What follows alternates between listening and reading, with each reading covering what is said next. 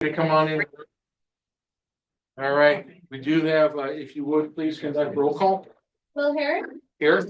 Doug Perry, Here. Mike Hill, Here. Bob Wilkerson, Here. Bill Golding, Here. Randy Lewis, Here. Brad Harwood. Here. We have all 7 PAC members, I think, assembled in a room for the first time in over a year. Thank you, gentlemen. All right, the agenda is before us. Has everyone had a chance to review the agenda? Are there any edits to the agenda?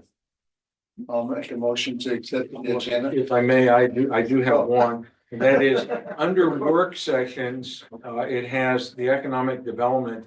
And I just want to, be very clear that within the staff packet, it talks about basically staff presentation, time for questions from the PAC and public comment. So while not specifically listed under 3, there basically is a sub number 1, staff presentation, sub number 2, questions for the staff from the PAC, sub number 3, public comment on the economic development element as drafted, and then number 4 would be the PAC discussion for 45 minutes.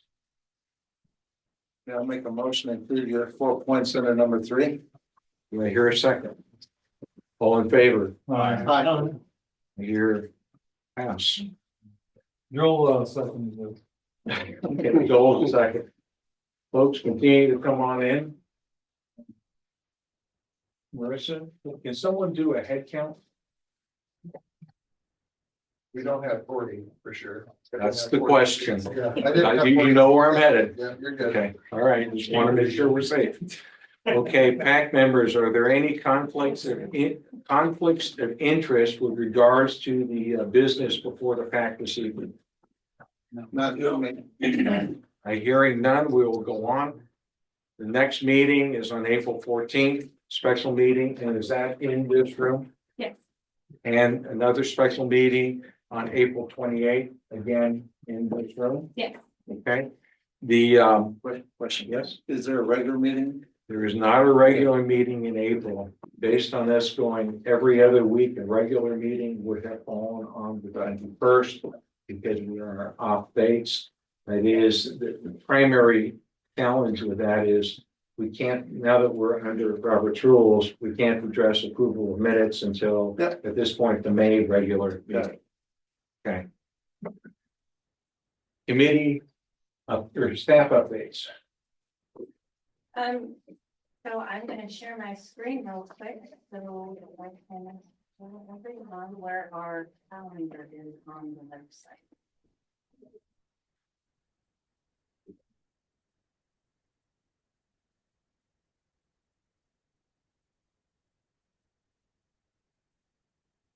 So homepage of Mason County website, if you scroll down here to the events and meeting calendar on, if you click on advisory meeting, you'll see to the right there, you'll have the HPC meetings on there, and we now have PAC meetings on there. The best thing to do is to click on the date. So whether it's special meeting or regular meeting, no, sorry, it's Monday, of course. So if you click on there, it brings up a map. The best thing to do though is go to read more, and it takes you to the agendas and minutes. Now, the best thing to do to know where the location is for sure is to click on the agenda. And you'll see up there at the top of the agenda, it'll say Mason County Building 1. Last time it had Public Works on there. And then it'll also give you, that's examining. Yes, that's on there. So I just wanted to show that. So that's another way where you can see the meetings are.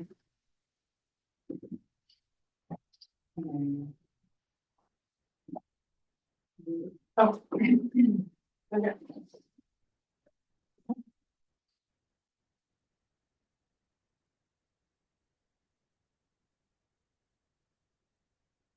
And this just prevents me from trying not to go down rabbit holes, so I'm We still appreciate it. Rowan, I am the Director of Community Development and assisting Marissa and staffing the comprehensive plan update. And so we have a new planning commission members, and we get lots of the public that have attended several meetings, and some people that just may have been to one meeting only. And so I thought I would take the opportunity to just kind of give a comprehensive plan 101. It's going to be really brief. So for those that are interested that want more information, they could contact me later at any time to go over more details. But I did want to talk about the Growth Management Act of Washington State that they passed in 1991, which put Mason County, along with most of the other counties in the state and all of the city jurisdictions within them, to do comprehensive planning, which we we've been enabled to do so by the state, but we're not required until the early 90s. So Mason County drafted not their first comprehensive plan, but their first growth management comprehensive plan. And that was adopted in the late 90s. And we've adopted it, we've amended it and updated it ever since as required. And we are now on a 10-year cycle with the state of Washington. So right now we are adopting, we're amending and updating the 2025-2045 comprehensive plan.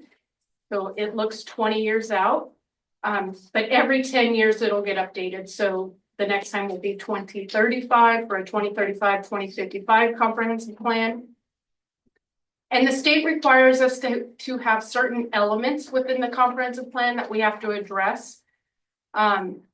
Land use, housing, rural element for those rural counties like ourselves, transportation, and capital facilities and utilities. We do have a economic development element that the county chose to draft and adopt years ago, and we are updating that, and tonight that's on the agenda.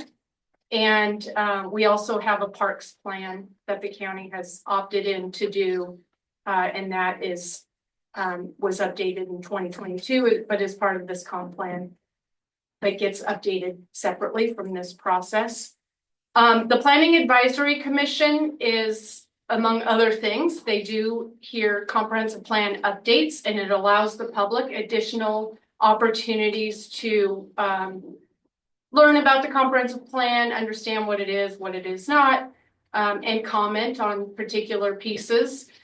And then once the Planning Advisory Commission makes their recommendation for the different elements, it goes over to the Board of County Commissioners, and they ultimately make the final approval of the elements, and then it goes to the state. And we work with the state along the way, Department of Commerce, to ensure that we're compliant with all the state requirements. Our last update was in 2017. And so what we're doing now is updating it for everything that the state legislature has made amendments to those different comprehensive plan requirements, and looking at our past plan, where does it meet the current requirements and where is it lacking, because there's new legislative updates and we have to meet that. There's a lot in housing that's been changed in the last several years, so that's likely the largest change.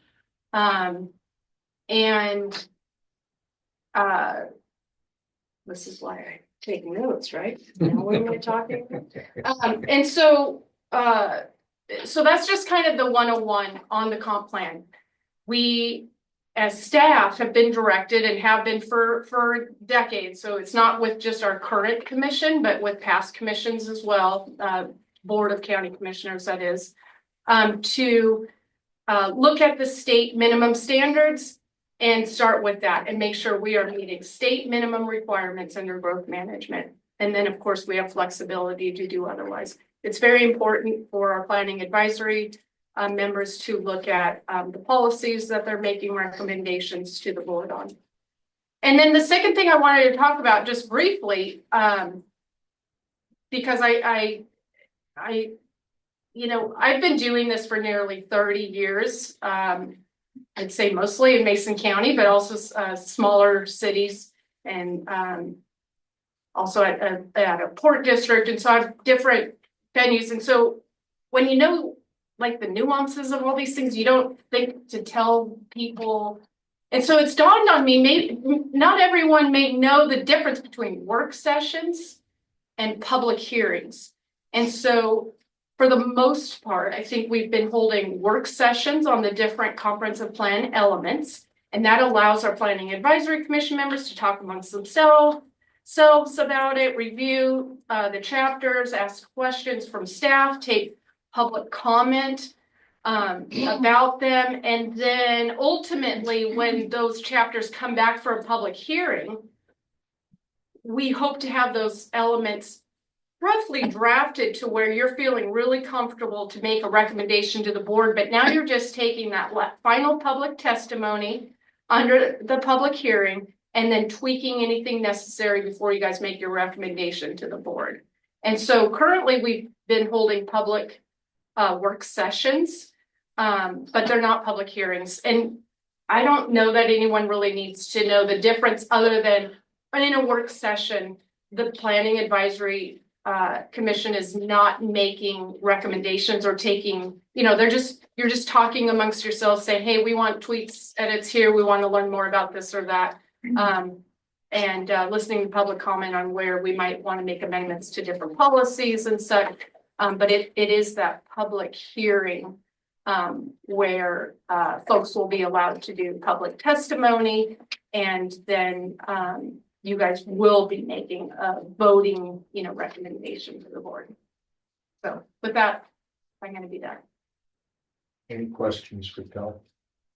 One question, Kel, is when we get to public hearing, do you envision the comprehensive plan as one public hearing, or do you envision sort of an element or two elements at a time? How do you, again, TBD?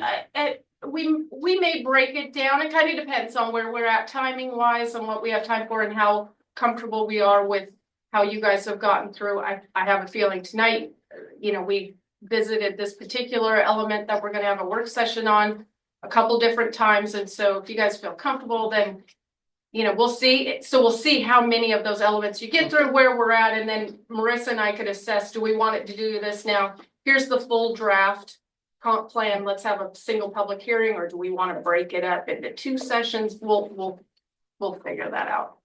And when do you expect public hearings at this point? Do you have a month or two in mind? May. And May, June, September. Oh, this September. Yeah, I'm sorry, because we'll have drafts then for the, so no later than September. Okay, so August, September, we can start to think about public hearings will likely come up and more as it comes. Okay. Yep, and then we'll start going to the board in October and have work sessions first, like we are here, and then we'll go into public hearings or public hearing with the board by the end of the year. Okay. Any other questions from PAC members? Well, thank you. Any other staff updates? Any updates from the commissioners at the table? Mr. Bob. I need to have an excused absence for the next special meeting. Okay. Family obligation. Okay. Sure. Oh, I do want to, because of the word special meeting, I don't remember if it was with staff, a PAC member, or a member of the public. But when we say a special meeting, it's not really all that special. It just means it is not held on the third Monday of the month. So normal planning advisory commission meetings are held on the third Monday of each month. And it's January and February because of holidays.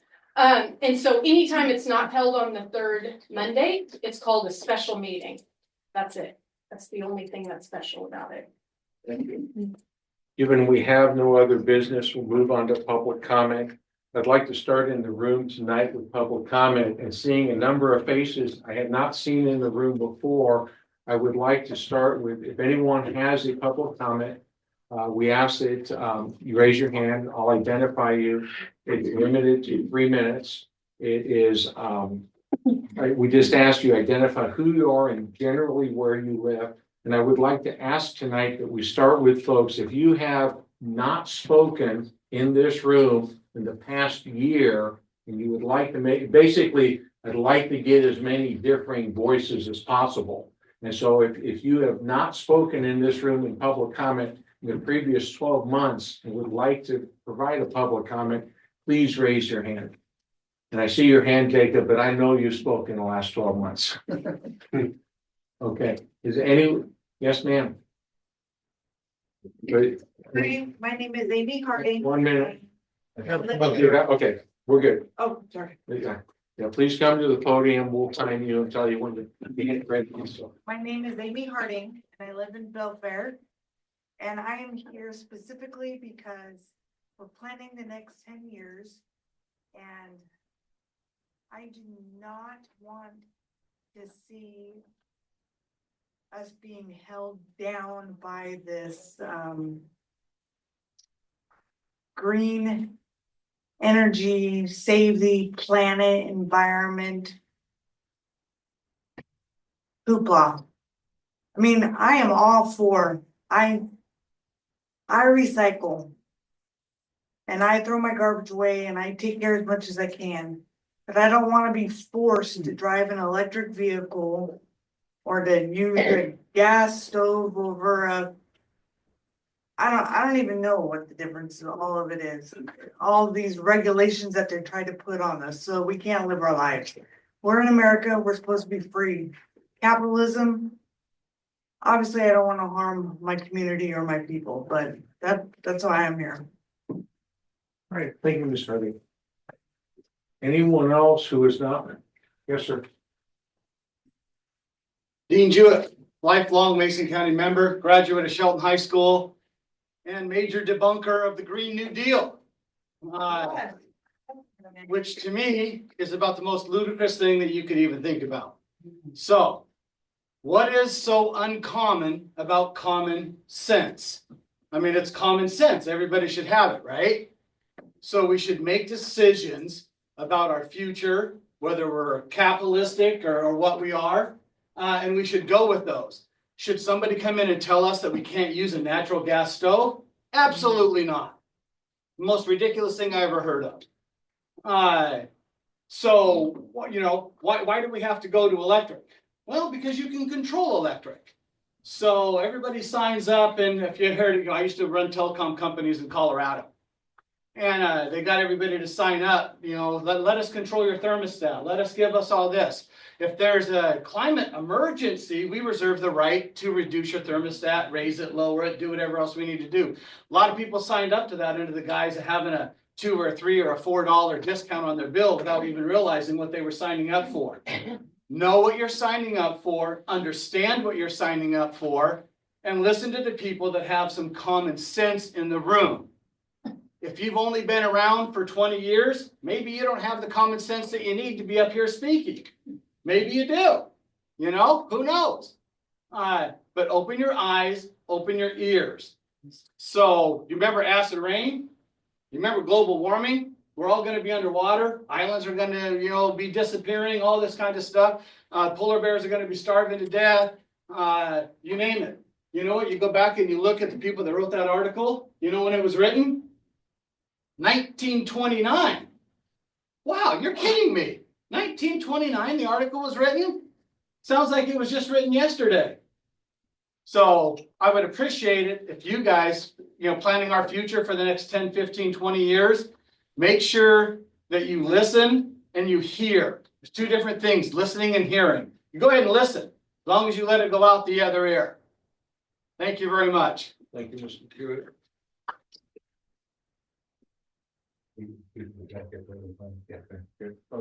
Anyone else who has not spoke to the PAC before that would like to speak that's in the room? Seeing none. Is anyone in Zoom land that is new to the PAC? If you are, welcome. Is there anyone in Zoom space that has not spoke to the PAC in the past 12 months that would like to make a public comment? Please raise your hand in Zoom space. Seeing none, I'm going to come back to the room. And so let's open it up for we have we'll take, how about the red hat in the back, sir, we'll come up to the individual in the green shirt, and then we'll come up to Mr. Ackley in the room. I think those are the three hands I saw. Okay, I'll follow you up afterwards, Ms. Scale, based on available time. Hello, my name is Alan Ramirez. I live in the general downtown Shelton area. And I'm just kind of up here. I know we already had public comment about the economic development chapter. If you have a comment on economic development, that will come up later. This is about items not on the PAC agenda. Oh, well, good. In that Yeah. case, I do have other things to say then. Yeah, this is Yeah. non-economic development topics at this time. Economic development will come up later as we discuss that. Good to hear. I think you all also appreciate having new faces in the room. Long awaited for having new people show up to these meetings. And I think it's also just kind of a general good time. We're sort of pretty deep into the PAC developing their suggestions for the comp plan. To remember that this plan is renewed every 10 years, but applies for 20. And in that, to not try to, I guess, not just get the plan done, because remember the phrase being said before, having it done is better than having it be perfect and not be done. But also when you do write it, try to have just a general idea of where the county is going. So say you're writing in your, I don't know, or your environmental section, don't limit it to just encourage natural resources, because then that maybe just locks you into, well, what if maybe in say 5 years, the county discovers some new like flea market or something. And then you can't really do that because the land is already being used for natural resources. And also just, I don't know, I guess a little bit more of reaching out to the community. I don't know how the new people here heard about these meetings, but I'm sure that it's not exactly very publicized how often these meetings are held. And I just think it's important to be very sort of transparent when spreading around the information of where these meetings are and what they're about. So kind of a general comment about that. Thank you. Thank you, Mr. Ramirez. Sir? I'm Anderson Porter. I live in the Hillcrest neighborhood. I'm under 40. So I just wanted to address the fact that I've applied for over 8 jobs in Macon County area. Just wanted to mention that it's very difficult to get a job under 20. And I also wanted to mention that I am part of the Shelton Steering Committee, and last week Randy was actually there. Randy was actually there. Could you speak up? I can't hear you. That's what I'm. I was at the Shelton Comprehensive Plan Steering Committee, and Randy was there. And in the meeting, I'm a member of it. And in the meeting, we addressed how we need less sprawl housing in Shelton, which, if you guys don't know what that means, basically spreading out the houses more is not great for our economy. Because the closer the houses are, the closer the people are to spending money in the places that they live. So I just wanted to mention that. We felt that was important. We also felt that it was important to be transparent on what we both want and making sure it's the same. Thank you, Mr. Porter. Mr. Ackley. Hello, you were some names, so Arcadia area. First off, thank you for showing me how to find the location on the website.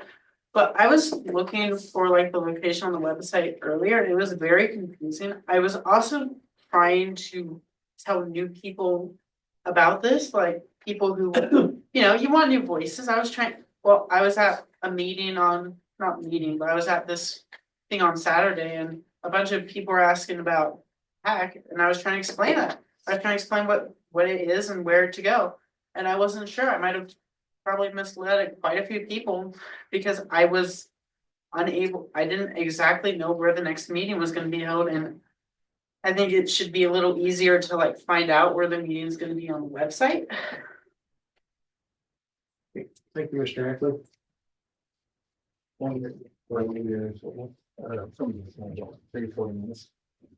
Both. On the 15th. Okay. Right.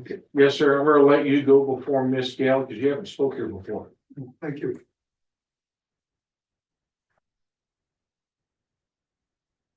I want to thank the PAC for the Sir, opportunity. your name and where you I'm live sorry? roughly.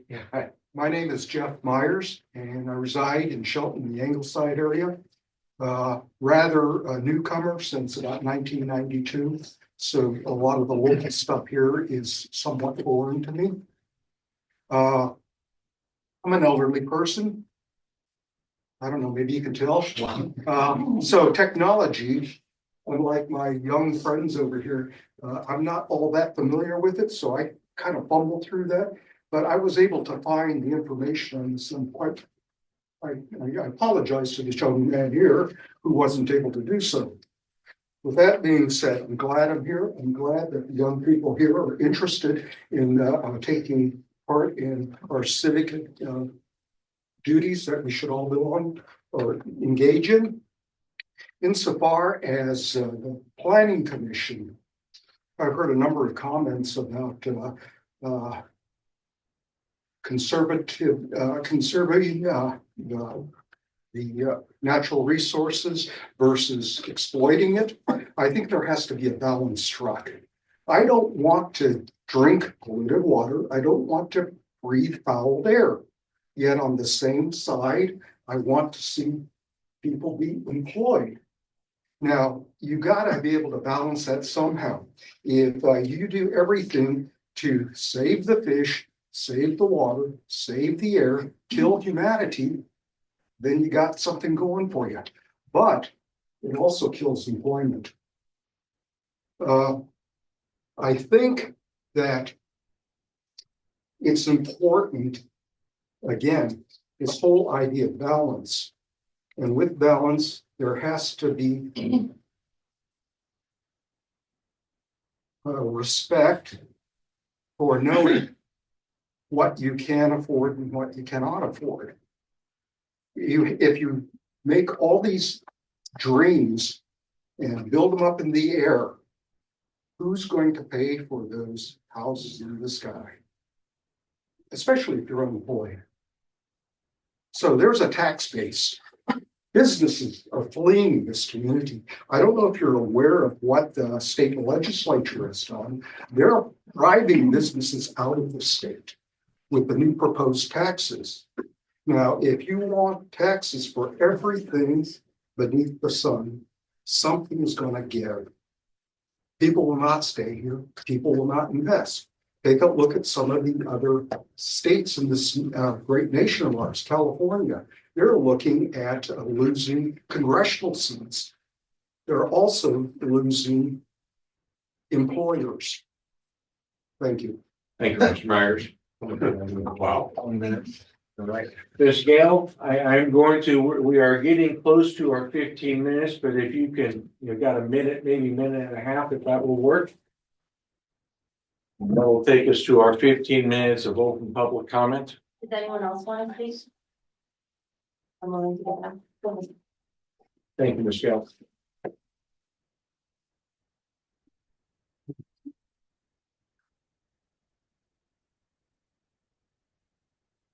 Hi, my name is Kirsty Rose. I'm over by Lake Plymouth. And I just wanted to say that I believe that this room tonight is proof that Mason County's community wants to be involved in these planning sessions. It would be a lot more comfortable for everyone to return this to the Public Works building like we had tried for the housing element. And I'd also like to say that we all might have different opinions in how we believe the direction of this county needs to go. But I think we all can agree that we all care about the community we live in, and we all need to be able to meet in nonpartisan spaces like this, and like these meetings, to hear from a wide range of opinions, young and old, to build our community. Thank you. Thank you, Ms. Rose. All right, that will close public comment on non-topics for this evening. With that, let's move on to the work session on Chapter 5, the economic development. And so with that, we'll start with the staff presentations.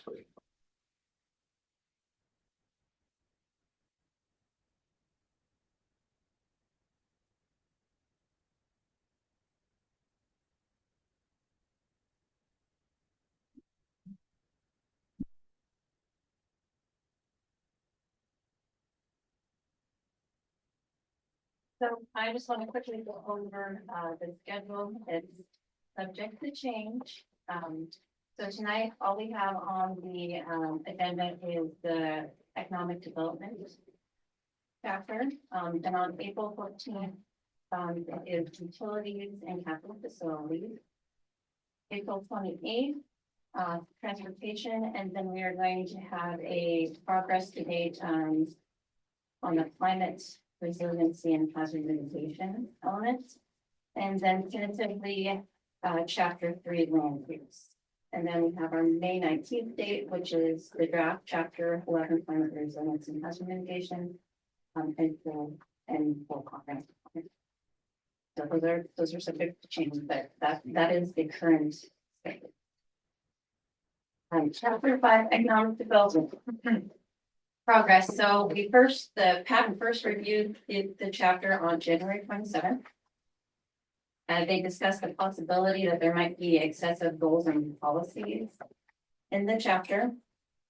They took public comments at that meeting as well and discussed alignment with the EDC's vitality plan. The meeting minutes from the 27th were provided since they had public comments on the economic development chapter. Those were included in the packet, and it was highlighted. The section where the comments started for this chapter was highlighted. The PAC decided at that meeting to give a break till February 10th to provide staff with revisions, and only one member provided suggestions at that time. Then the consultant, the draft you have before you is what the consultant provided based on those comments.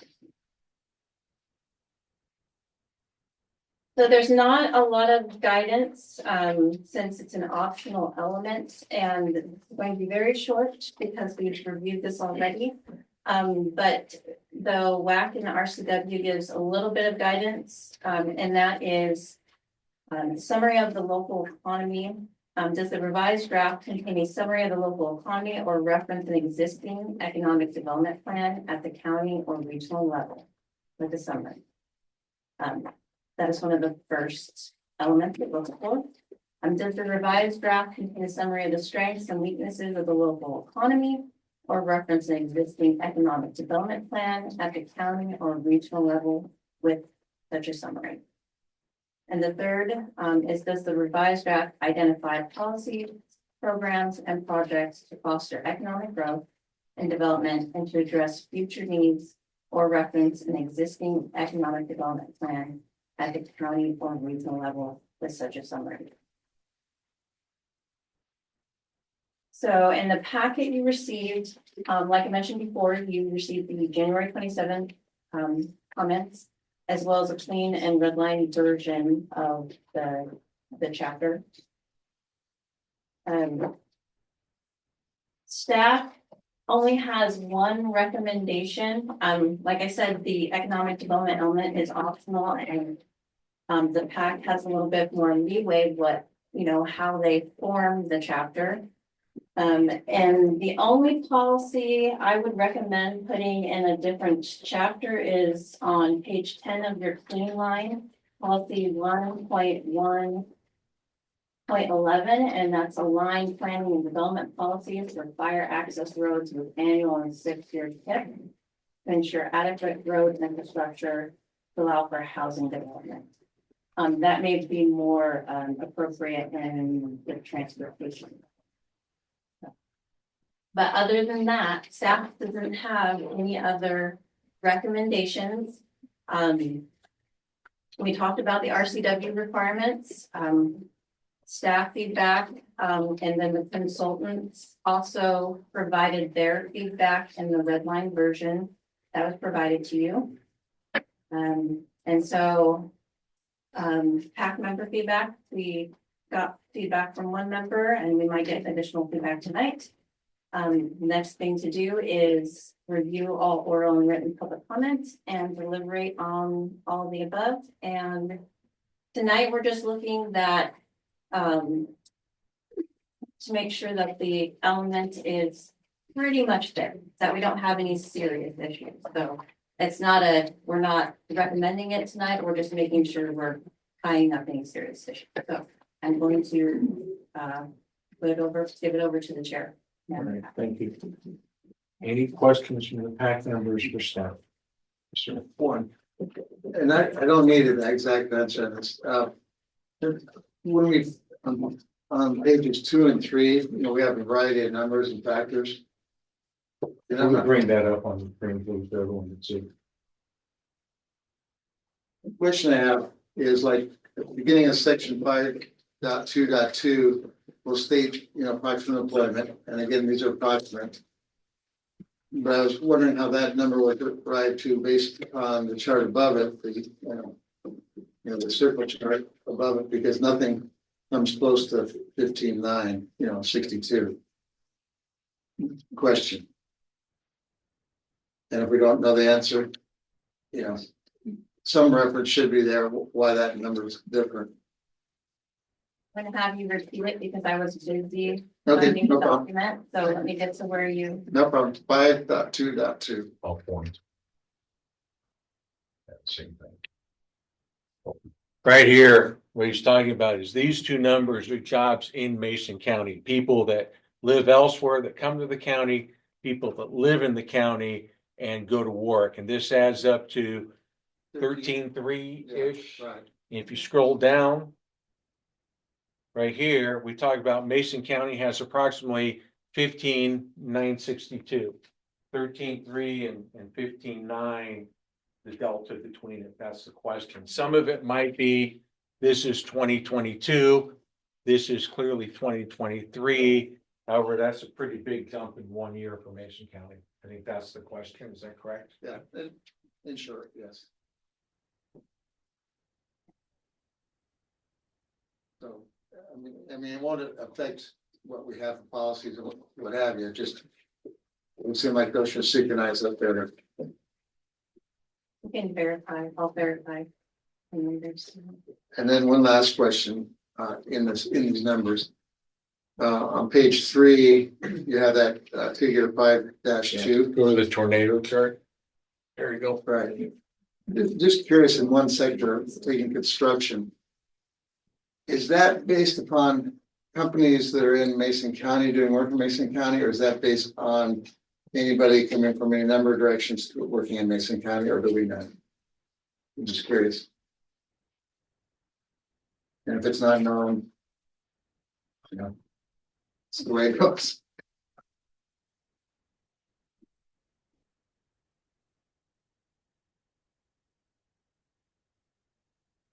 That's it for my questions.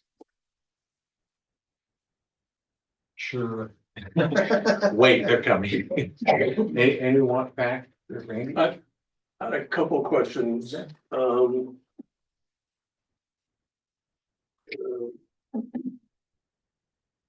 Somewhere off the page, it talks about 21% of the county has college degrees. My question is, and it's just a question I'm wondering. A lot of people graduate here, leave for college, don't necessarily come back. I'm just wondering if that, if that's a factor. Some of us come back when we retire, but another question on page 2, I think, about commuters who make purchases close to their place of work instead of close to home. I'm not sure I agree with that assumption.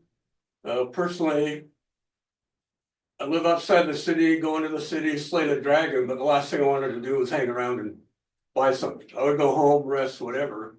So my brother worked for the state, and he went to he was in a van. They go to the state, they'll get their van, come back. Nobody hung around and bought things in the other close to where you work. So I would challenge that assumption. So those are my 2 questions so far. Okay. Mike, you got anything? No. No. Tom? No. Brad? I only had one question. I don't know if this is a spot for it. Well, this is questions for the staff primarily Yeah, I don't on the presentation and things, Yeah, so no. and nor do I. So, hearing no more questions from the staff, let's go ahead and open this to, public comment on the economic development topic. I would ask that if you have, made comment before, please, first, hopefully your comment has been, I believe all comments have been addressed. I am not saying all comments have been addressed in the way you might like it. There's a difference, okay? I believe many, though, have incorporated the comments from the speaker. So if you do have a comment, if you could verify that, yeah, we got your last comment, that'd be great. Or provide, basically new comment. You don't need to repeat yourself. So with that, if anyone we'll start with the room, 3 minutes. And if you want to raise your hand, I'll identify you. Anyone? Mr. Shooty, I see your hand high in the back.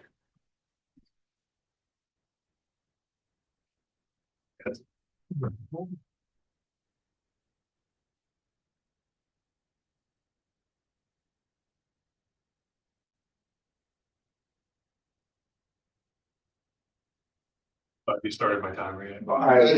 You start talking, he'll do his thing. It It is a flip phone, it's Jeff Gary. Good evening, everybody. Kevin Schutte, Mason County Economic Development Council. As you probably aren't surprised, we have a little bit of an interest in the economic development element of the comprehensive plan. And so I'll keep my comments short and sweet in order to allow for other people to speak tonight if they'd like.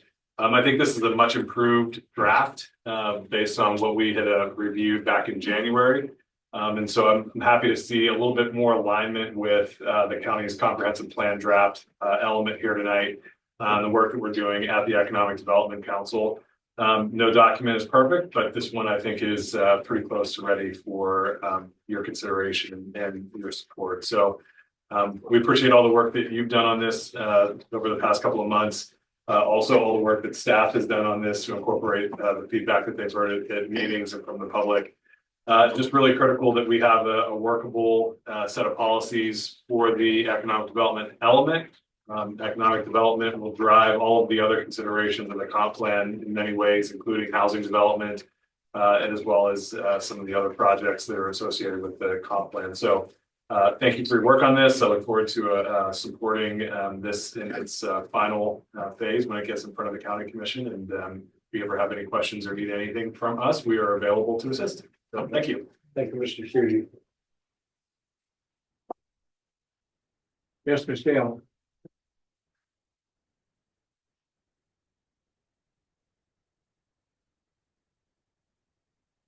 Hi, I'm Julianne Gale. I live just outside Belfair. I have 3 points to make on the clean line draft. On page 1 in the workforce profile, it says that people live in Mason County for a variety of reasons, and I would ask that you include the reasons based on the survey on housing that we gave preliminary results on. We'll have our final results soon, but the key one that's missing is the number one reason people said that they live in Mason County is because their friends and family live here. And I feel like that's missing. And many folks work outside the county, not because they work outside the county and live here because it's cheap. They work outside the county because they can't get a job here, but they want to have a job here. On page 11, in the 5.4.3 first sentence, a community wins when individual residents are successful. I really would love to see a line here about a community wins when the individuals work together successfully. Because when my neighbor has a better life, I have a better life. And we get a lot done because we work together. It's one of the great things about rural communities. And I don't want to be in competition with my neighbor. I want everybody to rise up together. And then finally on page 13 in policy 4.1.10, this could be a totally separate policy, but we've heard before about the lack of opportunities for young people in our community. And Um, I could imagine investigate specific investments that could support community livability and youth well-being. We have a high percentage of both youth and elders in our county, and so making sure that we are thinking about the young people, especially in a 20-year plan, where we want the young people to, they're already leaders here, and we want them to continue to grow in leadership, and we want them to stick around so that the investments we make in our young people through education, through opportunities, we reap those benefits as well, because they have opportunities here, and they also have fun things to keep them out of trouble and keep them focused on positive improvements to our community. Thank you so much. That was policy 4110.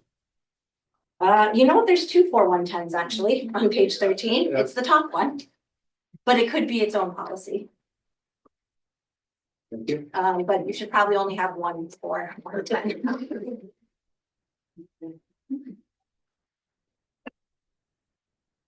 You? Yes, ma'am.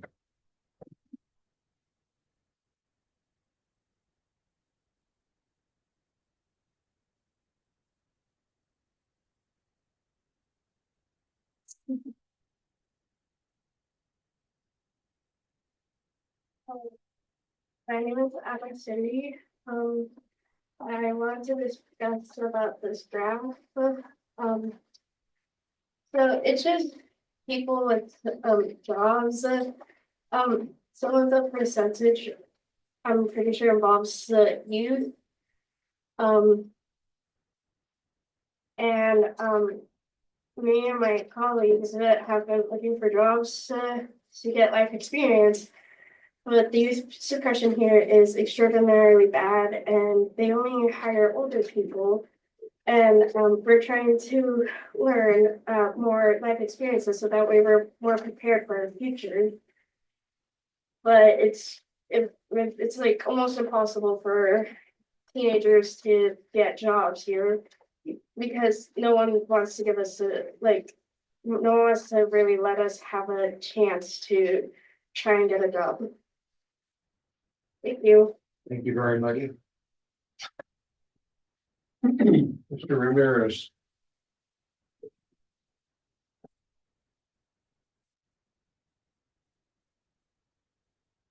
Hello, my name is Alan Ramirez. I live in the downtown Shelton area. And just to sort of piggyback off of what my colleague here, Araceli, was saying, I do think it's important to note that because we do have sort of a limited amount of jobs here in the county, what exact page it was on, let me check real quick. Yeah, on page number 5, the unemployment rate versus the state and national rates. Ours, I'm pretty sure seems to be higher than both the US and Washington. Can't really tell because these are really just different shades of gray. Let's see the difference between them. But you know, it's kind of hard as a teenager to get a job if even the adults in your community can't even get jobs because there's not enough to go around.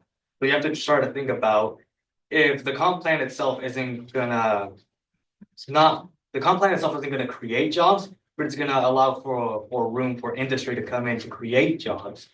And so I think it's important to note that if the comp plan doesn't effectively address the issue of business not wanting to be here in Mason County, not only is it going to make the unemployment worse because adults can't get jobs, but it will then create sort of a negative feedback loop where it affects the youth especially.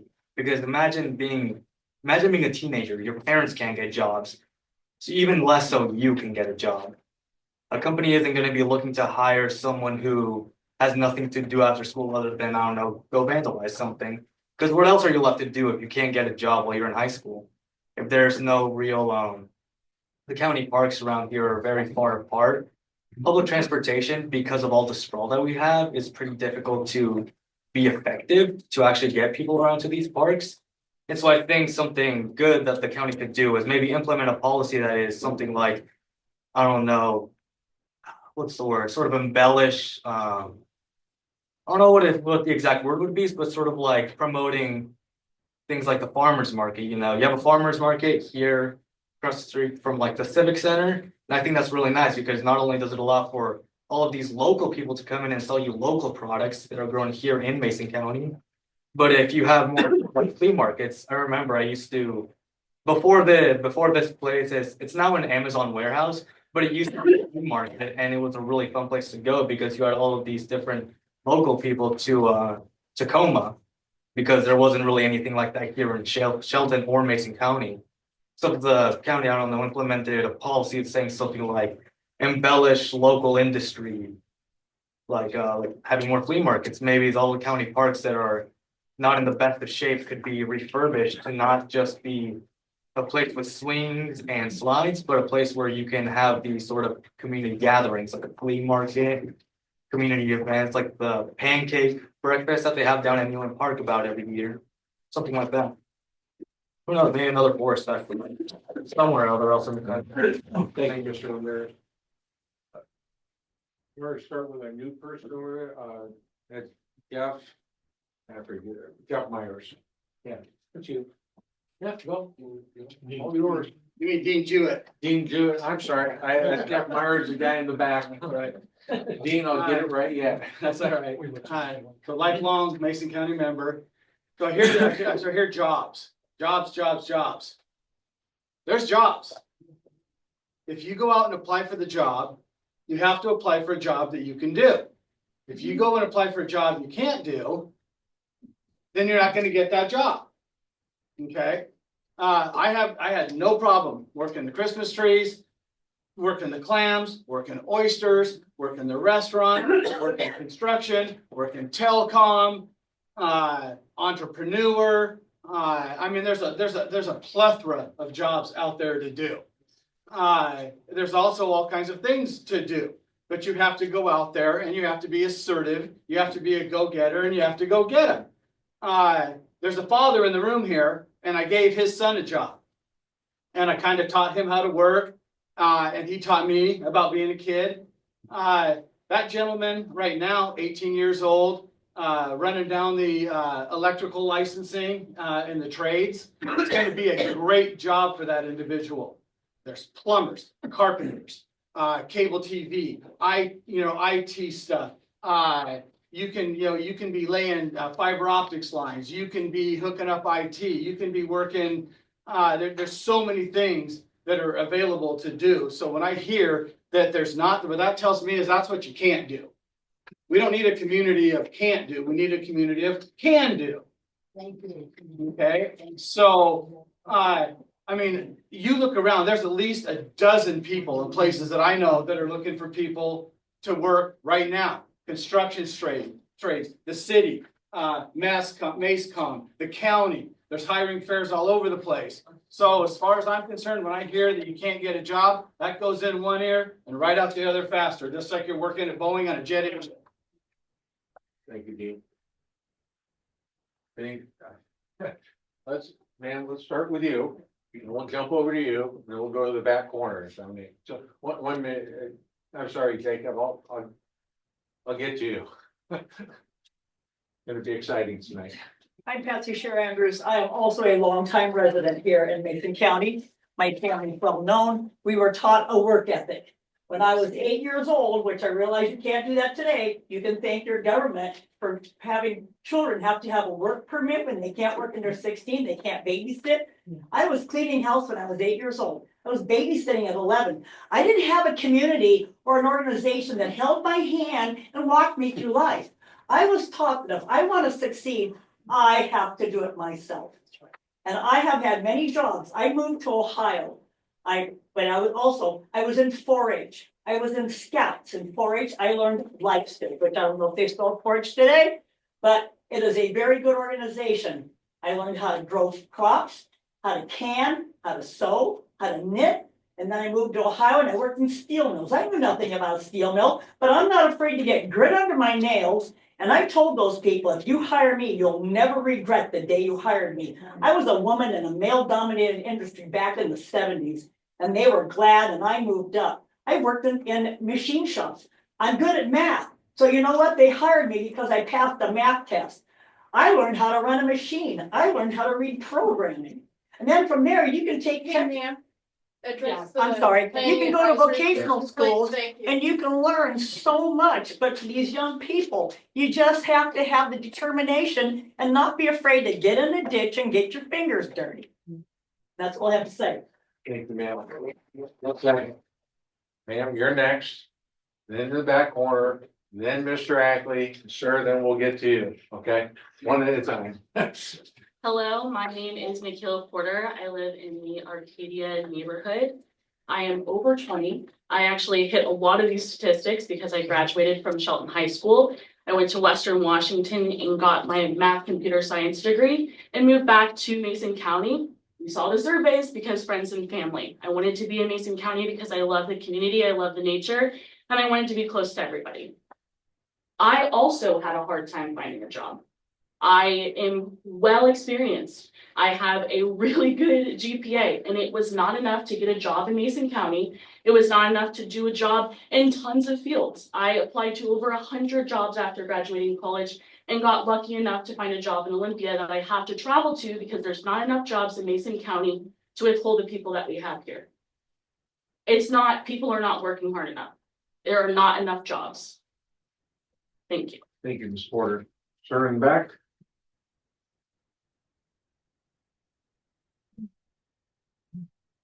I've lived in Mason County. Your name, Well, sir, I mean, and yeah, do your John Welch. Okay, and I live out in Timber Lakes. What? in Timber Lakes. Thank you, sir. Is there any more? No, sir. Okay. I've lived in Mason County since 1983. And I'm tired of listening to this stuff. This is the county's done this to themselves. Now, a lot of this has to do with regulations.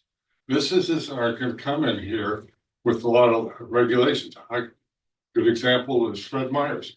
They were willing to build a big superstore out here, but because of regulations, and the city wanted them to build things in here that they couldn't put the money for to do that. And that's part of the problem there. And both my boys finished high school, but they went and worked. I didn't help them. They did it on their own. And my one son is now working as an operator for fhospitals. They map the heart inside, and he's making more than a lot of nurses and stuff, and they feel cheated by him. I'm sorry, he worked real hard to get where he's at. And my other son works in the telecommunications, security, alarms and stuff, and he's qualified by the state, but he needs other regulations for Seattle, which he doesn't want to do because he's scared of getting shot. And the lack of, community over in Seattle, they claim they have, but I mean, you got to look around the corner, and this is part of the problem that Mason County is having is a lot of that stuff is being dispersed out into our county and stuff that the lack of regulations, security and stuff. But this still goes back to a lot of people expect more than what this county can provide. And it's education. I can go through, I was part of teacher years ago. And that was part of the thing. I didn't want to come up here and start teach up here because of the regulations within the school, but with the superintendent we have right now, it's pathetic. And they're trying to force it into this county here, and the stuff they're teaching the kids, they're not going to be ready for school. I go down to Walmart and tell you employees, just any of the stores can't even add, let alone do a checkbook. I'm checking and verifying what they're charging me. How do you do that? I do that in my head. I was taught a lot of that. And that's part of the thing is we got to get back to the basics of education, not all this other, garbage that they're teaching our kids. Thank you, Mr. Walsh. I think Mr. Ackley is next, and Ms. Links will get over to you. And, I'm sorry, just like we'll hit the individual in the green shirt, then Ms. Links, and then we'll get to Mr. Wilson. Hello, Jacob Ackley, Arcadia. In response to Randy, people do prefer to shop in Mason if they can get it here, but most stuff, if for example, cost in general, it's just way easier to go to Olympia to find things. There's not a lot of businesses in Shelton, even the Fred Meyer's we have here is kind of small. So when I go clothes shopping or food shopping, we'll go to Olympia for a lot of things because it's just in general way better.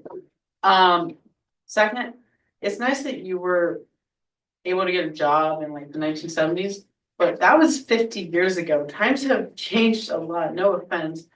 And isn't it kind of concerning that you're listening to every single youth say that they're having trouble getting a job? I'm just saying, do you think maybe there is something going on with the economy where we actually cannot find a job, places aren't hiring, and we're just not able to get that experience we need to get a job?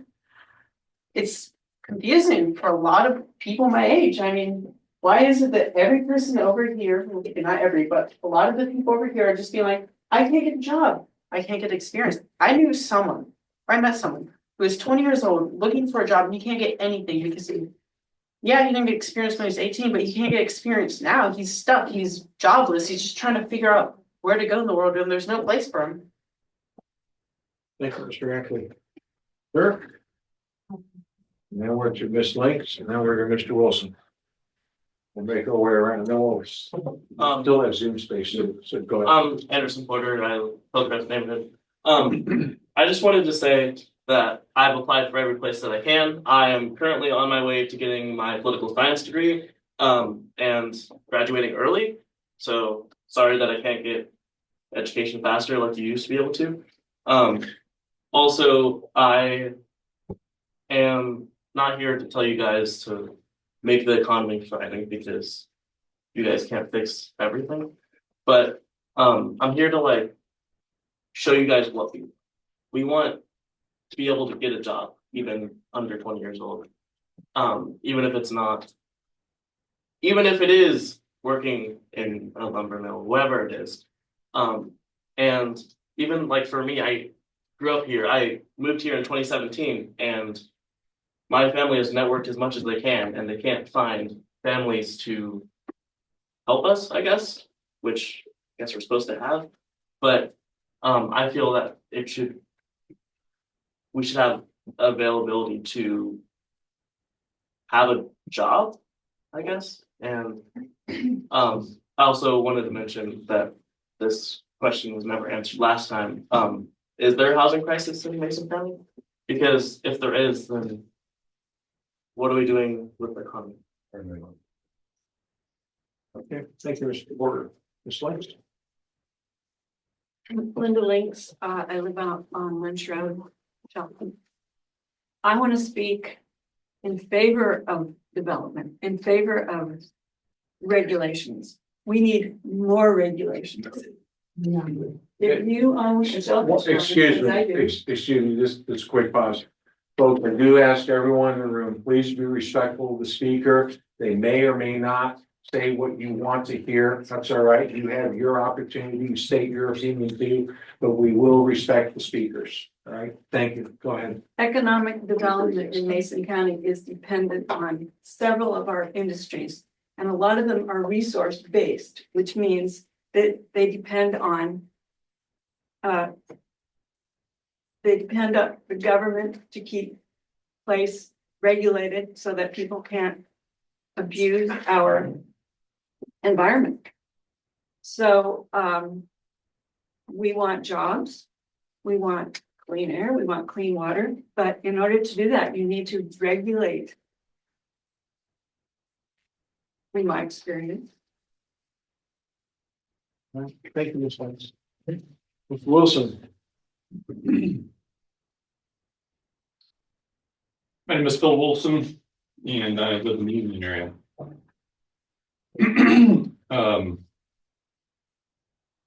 Economic development, obviously the kind of a big topic. I grew up in Africa.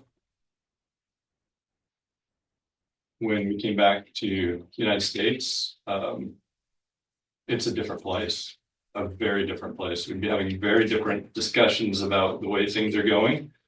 That goes back to the foundations of this country. I think the idea that you need more regulation is not the right way to go. Actually, I think we're heading in the wrong direction with that. And I'll just give you an example. One of the things that keeps employers from hiring people is the minimum wage. And basically what you're expecting people to do coming into the job market, it's like you've cut off the bottom rungs of the ladder and you expect them to jump to the fourth or fifth rung. Because that's the value they have to produce, rather than allowing the people that are involved in that to decide what the wage should be, whether the person that's being employed and the employer ought to together decide what their wage should be, not somebody else coming in from the outside, because now you're pulling employers out of the market who are going to say, well, I can't get that much, I can't get that value out of that person at that point in time. So then we end up with people that are going on to unemployment because of that situation. And then, of course, what does that do? That grows the state, because then the state bureaucracy has to grow and more money has to be required. So I do not think that more regulation, in fact, I think that's the thing that, if you look around the world, that's the thing that keeps things from going forward.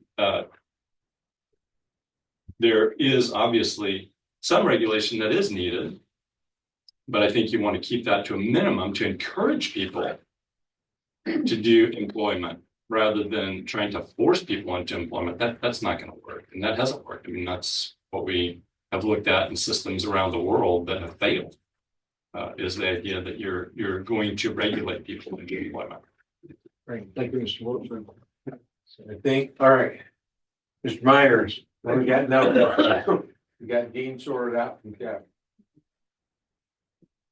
Thank you. Again, Jeff Myers, Ingleside. The Economic Development Commission in Mason County is limited in what it is able to do. Limited because of laws from the state dictate what the Economic Council can do. And you have to go back. Where do those laws come from? We, the people, the voters. We look at, oh, this is a great idea. It looks equitable. It looks fair. So let's vote for this. And so more often than not, more laws that we vote for may be more injurious to us rather than being beneficial. Again, Mr. Wilson spoke of the minimum wage. I remember my first real job where I got a paycheck and had Social Security taken out was $1.25 an hour. Yes. And, for $40 a week, I had to figure out how I was going to pay for all the necessities I needed. But somehow managed to do that. So it's, people talk about the cost of goods and services now. I don't know what that $1.25 an hour equates to now with inflation factored in. Probably it doesn't come anywhere near the $20 an hour that people are getting for minimum wage. Okay, so that's that. The other issue that drives employment, again, regulation. Again, I said I don't want to breathe polluted air and drink polluted water. I think that's not good for my health, nor is it good for my disposition and probably anybody else's disposition. So we do need those things. But if we regulate a business until it is killed, there is no employment. We have an opportunity to grow a goose that lays a golden egg. But with regulation, we'll end up killing it. Thank you. Thank you, Mr. Myers. Yes, ma'am. I don't like getting up in front of people, but I'm Sorry, you you gotta come right up here, tell us your name, tell us where you live. My name is Carmela Myers, and I live on Ingleside. And I just want to speak to the young people in this room. Speaking to us, they can listen. Okay, when I first started at Safeway, I started cleaning toilets. I did what I had to do to get ahead. I didn't want to do it, but it was a start. A lot of these kids are saying, well, we have to drive to Olympia. When I worked up and became a meat wrapper, I not only had to drive to Olympia, each day, because I was a floater, I had one day I had to drive to Tumwater. Another day I had to drive to Yelm. Another day I had to drive to Olympia. Another day I had to drive to Chehalis. And then these were all days in the week. I didn't just get to work here. or just drive to Olympia. I had to put in my dues and drive everywhere just to get to where I wanted to get. And sometimes you have to do what you have to do to get where you want to go. And you can't expect people to do what you want them to do or hand you something. You have to get out there and you have to work for it. And this thing about competition with your neighbor works hard because they want to be where they want to be in their life. And the younger people say, well, I don't want to compete with my neighbor. Who says you have to compete with your neighbor? If you work hard, you'll get to where you want to be, and your neighbor will work hard to get to where they want to be to make them happy. Thank you, Mr. Myers. What, okay, folks, I'm ready. Pause the room for a minute. Let's recognize the folks in the Zoom room. Is there anyone in the Zoom room that would like to make a comment to the PAC regarding the draft economic development element? If so, please raise your hand. Seeing none, we'll go back to the room. Anyone else who has not spoken in the room that would like to make a comment? Seeing none, I'm going to close public comment. I have one question. I think Well- I'm ready with these, things. You need to come up Yeah. Hold on, but this is really not an open area for question, nor is it, Well, I'm just concerned, I couldn't find it online. If you go online and look for the minute, this There you go. happened. I will Where's this address, online? Thank you. I will address so the county's website has been revamped I recently. understand that. And we just have worked with IT today to get so we're still working on that, and we did just today, sorry, I'm looking at you, but it was Mariah. We got our planning advisory commission meeting times on there now, and Yeah, it's on there. I've seen everything. Okay. I couldn't find this though. And I had the secretary up front, she couldn't find it either. Okay, so we're still working on improving that, and I think that is now. Can the public find the packet of information? Can you walk us through that real quick, just bring it up and walk us through it? At least the people in the room, then, we will have seen it once. For those who have had challenges, because yes, the website is a little tough. Yeah, I'm still learning and trying to get it. I'm a computerized person. I know how to use. Okay. Most, but I go on there and try to find stuff, and it is a lot nicer than what it was. But still, when the secretary can't even tell me the bit, this should have been. I don't know how people got copies of this. So Mariah, if you could walk us through how to find tonight's packet, would be great. So here's our website. If you scroll down, there's a calendar that says events and meetings. If you go to advisory meetings, it's highlighted here that we have a special meeting. Go ahead and click on it and read more, and it'll take you to our agenda and minutes page, where this is always posted usually a week before. It may get updated before the meeting.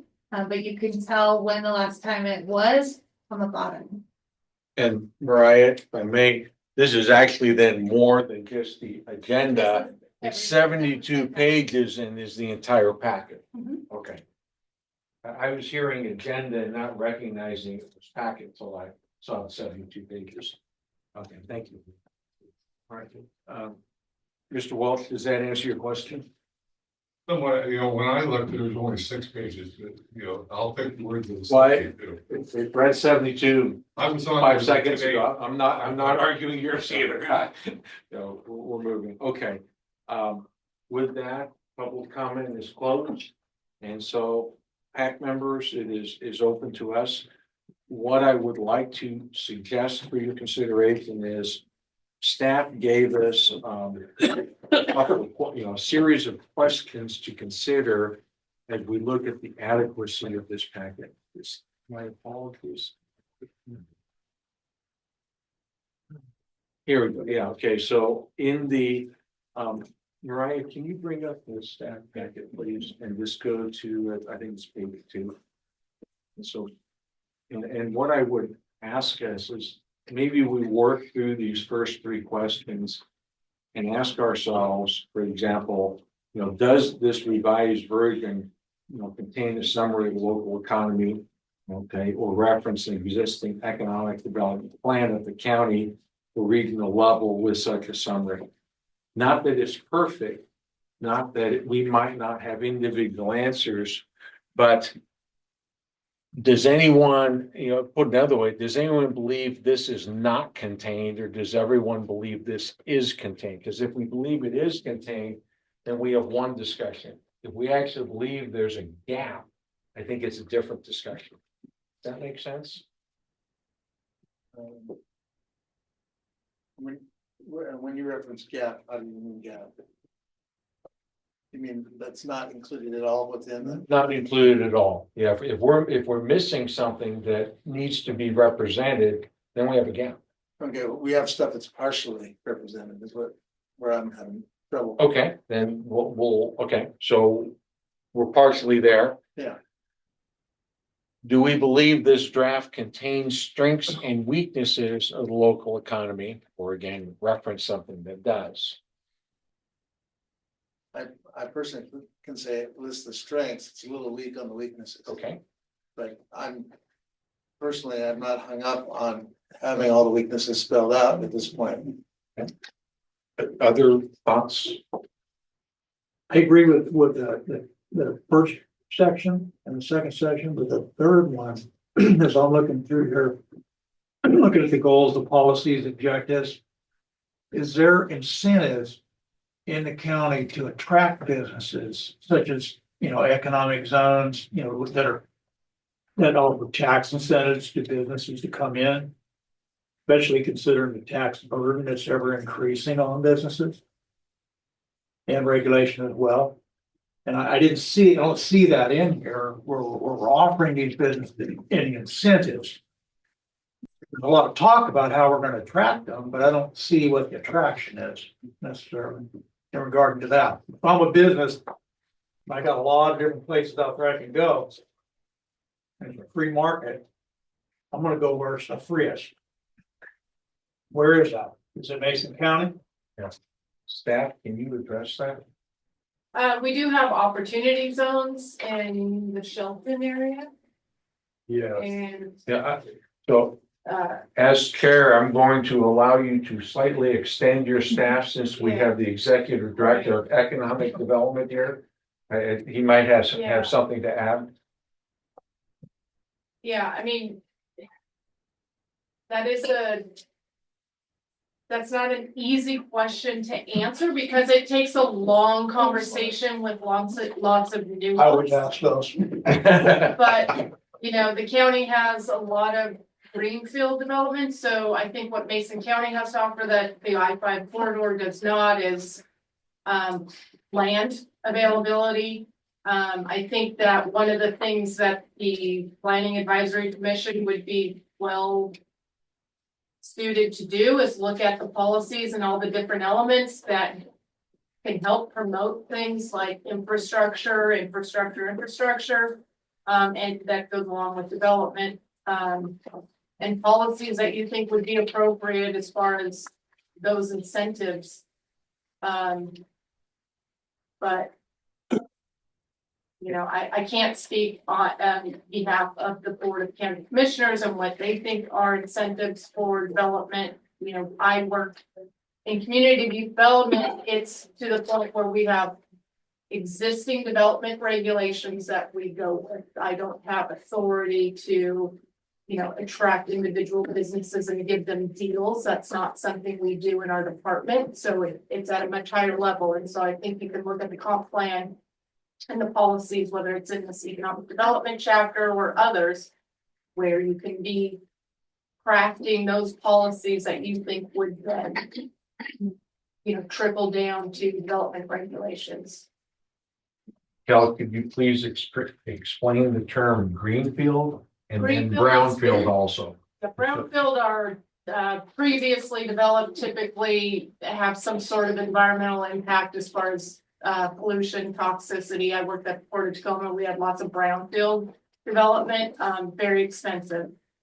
Mason County has a lot of greenfield development, and that means just land that has never been developed. So it's typically has been forested and is in working forests, but not always. And in our 3 urban growth areas, Belfair being one of them, there's a lot of greenfield development there. So it's a place within an urban growth area. So it is targeted for growth, high density, not only residential, but commercial, industrial. And there's land there. And sometimes we work with companies from around the country, if not even the world, where they are looking at large parcels of land. But it's complicated because they may get everything but one thing, and we may not have anything, no one in this room or this entire county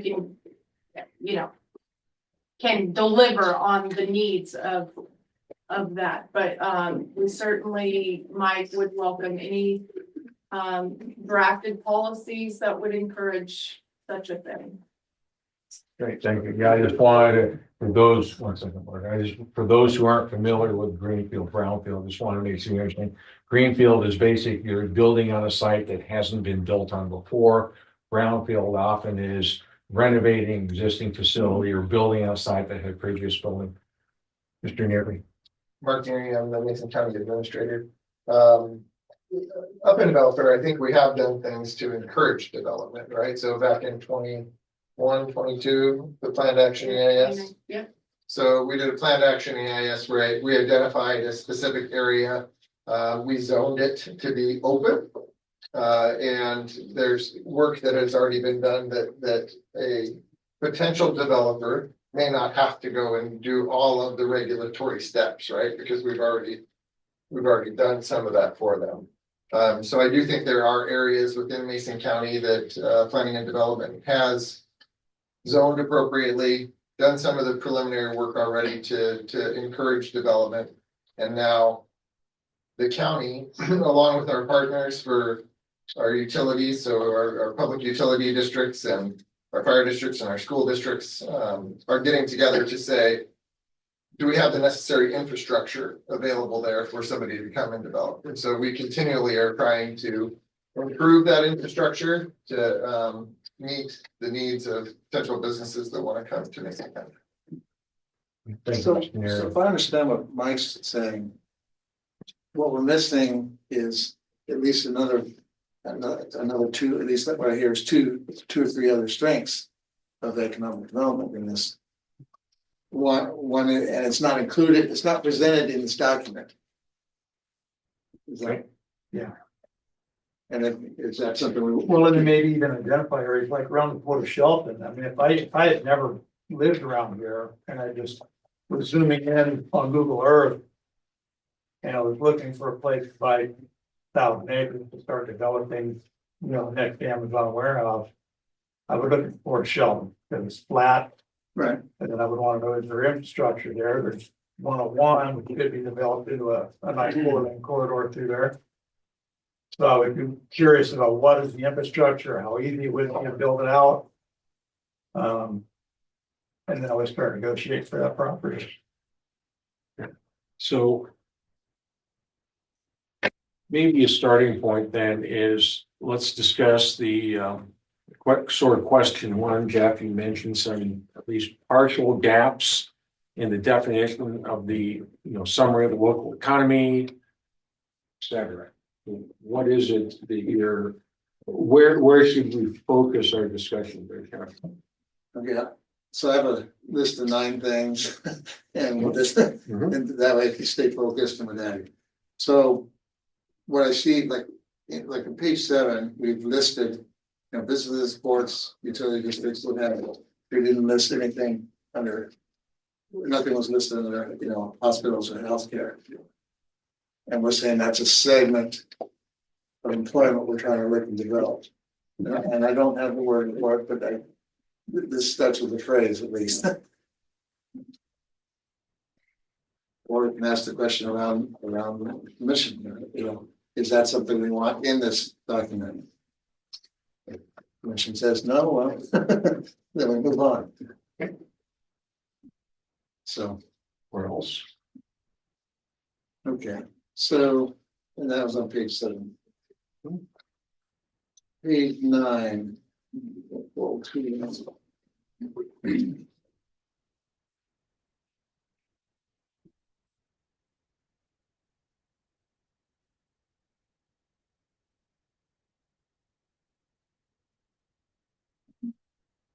Okay.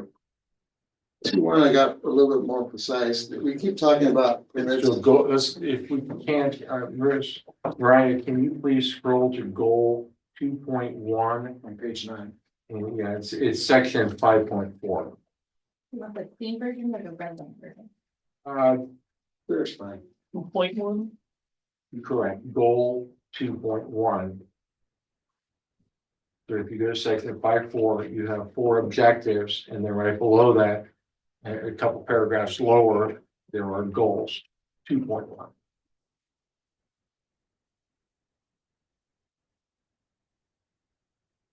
Excellent. Right here. Okay, so on 2.1. Having gone for permits personally, worked with other people, permits, what have you, it appears that the problem isn't just generally getting the permitting process in this county. The problem is getting plats and new housing developments within the UGAs approved and processed in a timely way. That's where it gets bogged down. So it's, how should we say this to him? So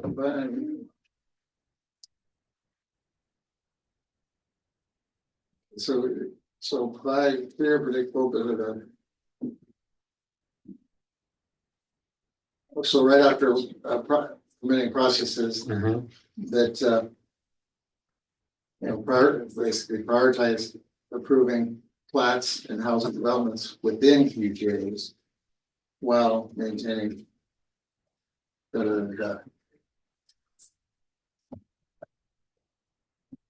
Okay. Moving on, 10.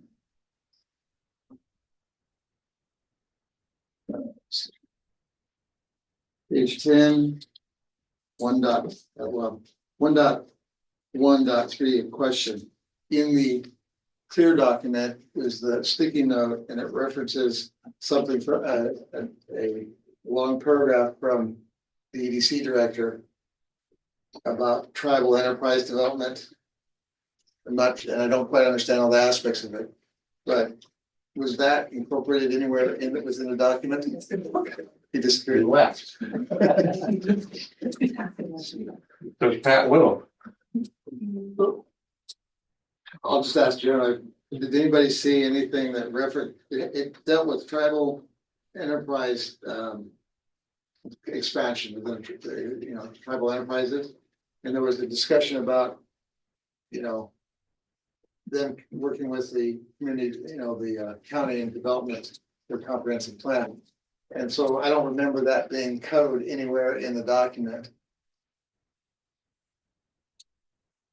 And I think it's, you know, it's a viable for a point that should be if it, you know, it's germane.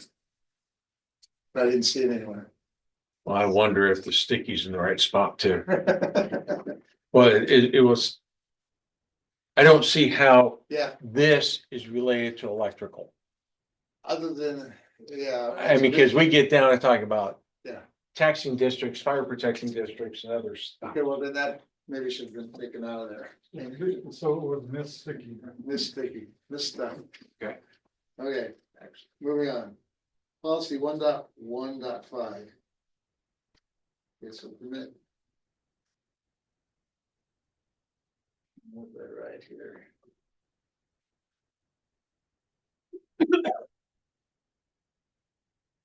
Basically, Permit new and monitor existing. well, where I was going is this, basically work with and support the county on sewer system expansion within the UGAs. That's supports additional residential development for supporting job and population growth within the UGAs.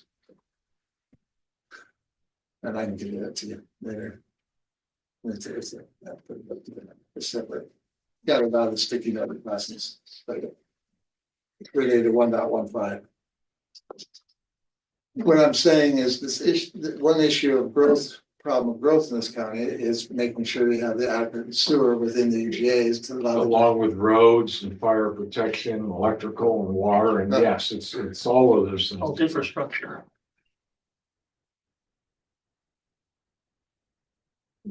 And I don't have any problem which way we cut it.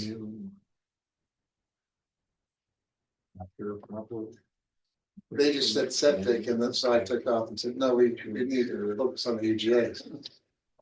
I'm taking notes as we go, and I'll show here in a minute. We just think how I want it. But let me think of one way to word this, try and capture your thought. So then when we have everyone's thoughts in one spot, I can project, and then the PAC can say, yeah, yes, no. Have a Hey, Jeff, but is everything else in those policies refer to the UGA or germane? Or just saying a blanket thing is, here's the county stuff and UGAs are in the county. You could be right. Because obviously the cell coverage and all that's outside the UGA. Yeah. I'm not bringing on your parade at all. No, I mean, I don't disagree.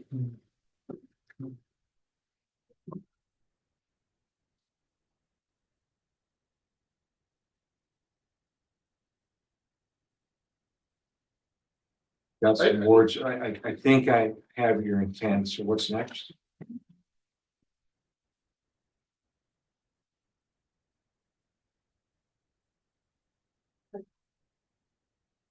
Thank you, everyone, for coming. It is becoming a long night. Thank you for your time and efforts here.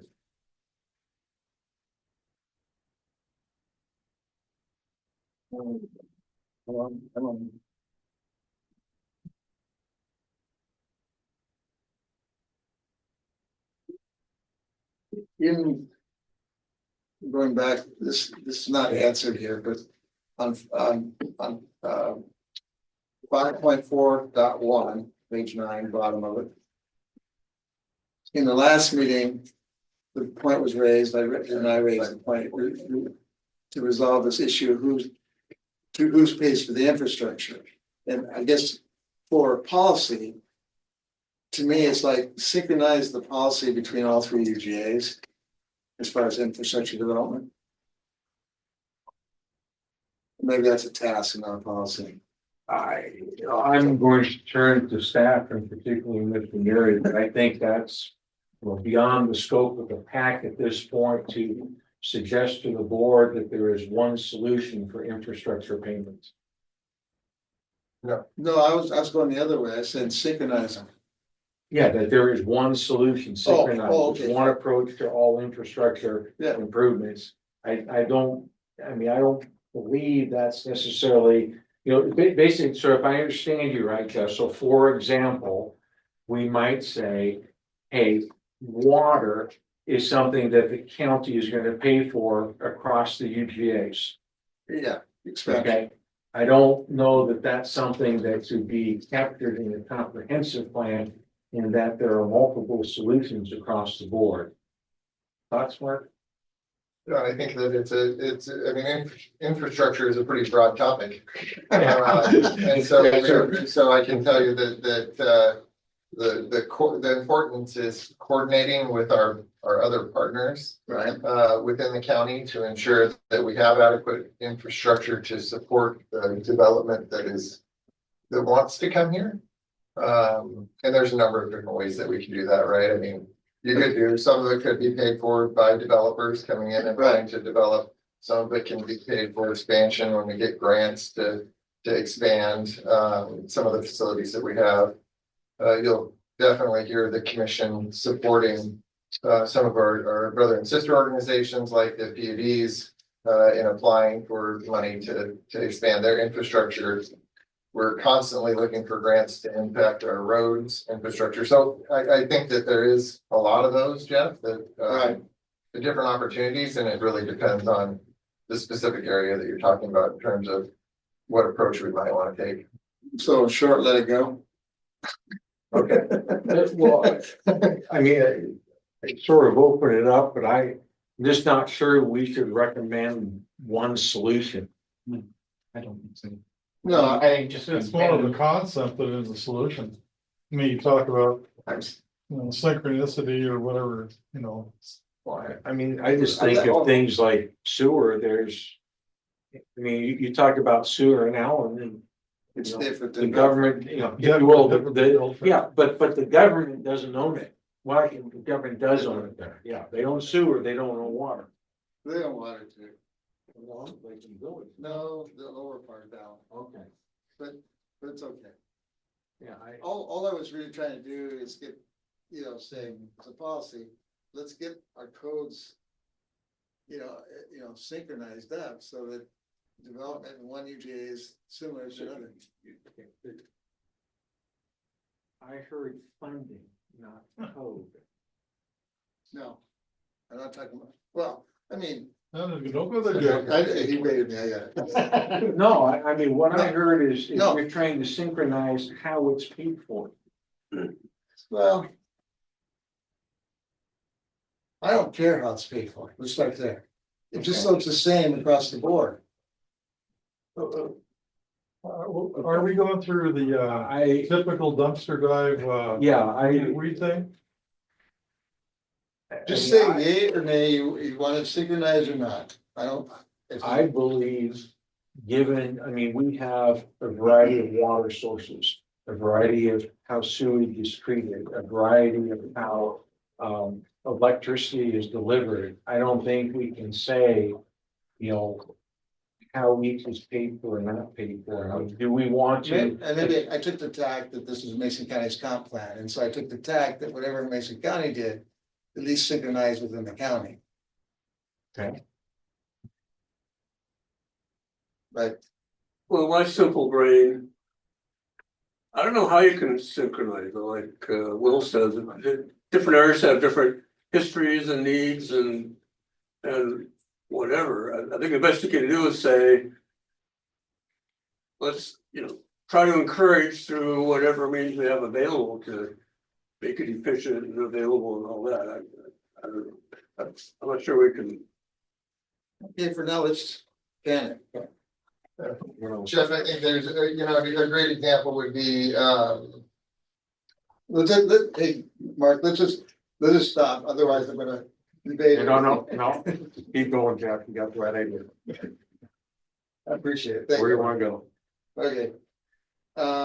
Okay, so 10 plans.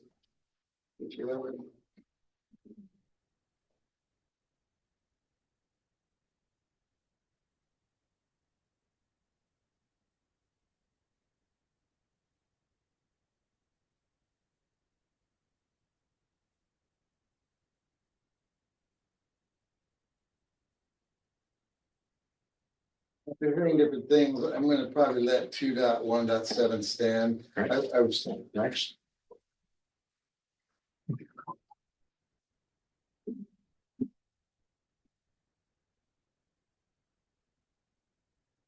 Oh.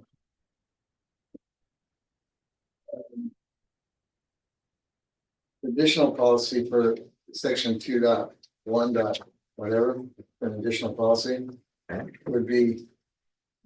Addressing the service industries in all areas, tech, healthcare. Or how would you phrase that?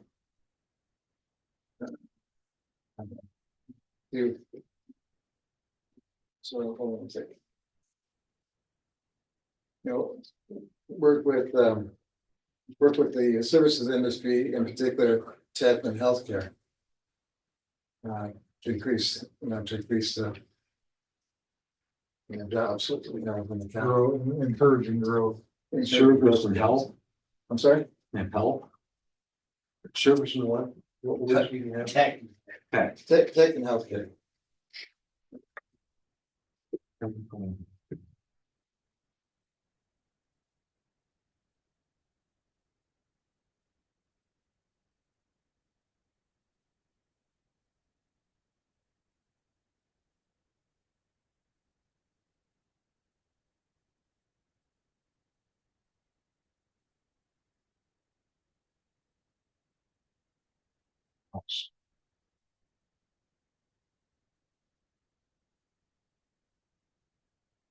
Okay, so under goals, section 4.1. We don't, we list what page 12. We list a number of categories, healthcare, human services there, and advanced manufacturing and so on. But we don't address one of the big money movers in the county, and that's, home construction. So 4.1. So Okay. under goals, then they have these subsections, like advanced manufacturing, healthcare, there. You're saying that So- we should have a blue line that says. A blue line, and I don't That have. says, residential or construction. For this Can stuff. you jump to page 8, 532, please? Like, 532, page 8, 532. So this is one of the key challenges I think we have in this entire section. I really like this paragraph, because it talks about how this element really touches so many other things. Okay. And that's where it talks about this is interconnected with so many other things, and you see land use, adequate zoning, commercial industrial activities in there. Environmental impacts are connected in there, water and forest. See, do they add housing availability, land use, transportation networks? And I sort of like, because, it's like, do we list all the road stuff here saying we need roads, or do we just say go see the transportation? Fine. There you go. Yeah. Fine, then list the one subject, let's go see some housing. Okay. How's that? All right. Like, put As long as you're comfortable with it, John. I'm never comfortable. Oh, yeah, yeah, at some point, we're gonna have to figure out how to get to a degree of comfort to where you're okay with this. Never did. So this roll. Do we want to say for housing, something along the lines of?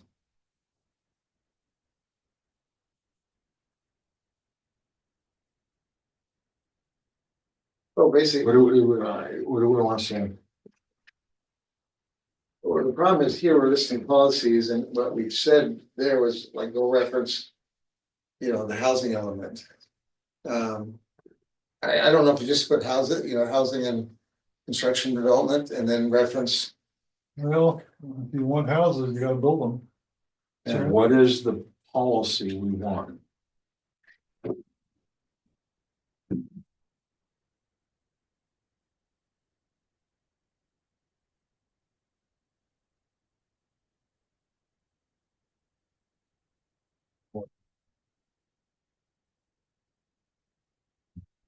Well, he's thinking, around the room, bring together. I had a couple things. They're talking about the job center. They were talking about weaknesses, and maybe that's outside our scope, but is the county and the schools doing an adequate job of preparing the kids so they're qualified for the jobs? Yeah. Like maybe Shelton School District, they have their fancy 5-year plan. Well, why don't you teach them how to read and write, do a little math? How's that for a strategy? Which they're failing to do. If I'm gonna push back on you on that one. Yeah. Yes, they are. And have you ever seen any of the state mandated plans that down to the elements that teachers have to provide? I'm on the CTE subcommittee or committee on electronics and manufacturing and stuff. And Jake Fullington over there shows us every year what he has to submit. We buy off on what goes to the OSDI. It's very extensive. You're part of the school board? No, it's a advisory committee. Another one I'm on. For CTE. Yeah. Yeah, I really like that. Okay, that's what they do, and other instructors, teachers at school do the same thing. Okay, they're not just winging it. This is down to the nitty gritty, and believe me, it's extensive, and then your eyes glaze over after a little while. But they're mandated, they do it, and this is the job they have to do to keep their job. So, like, I'm pushing back on them. No, that's And they cool. do teach, by the way.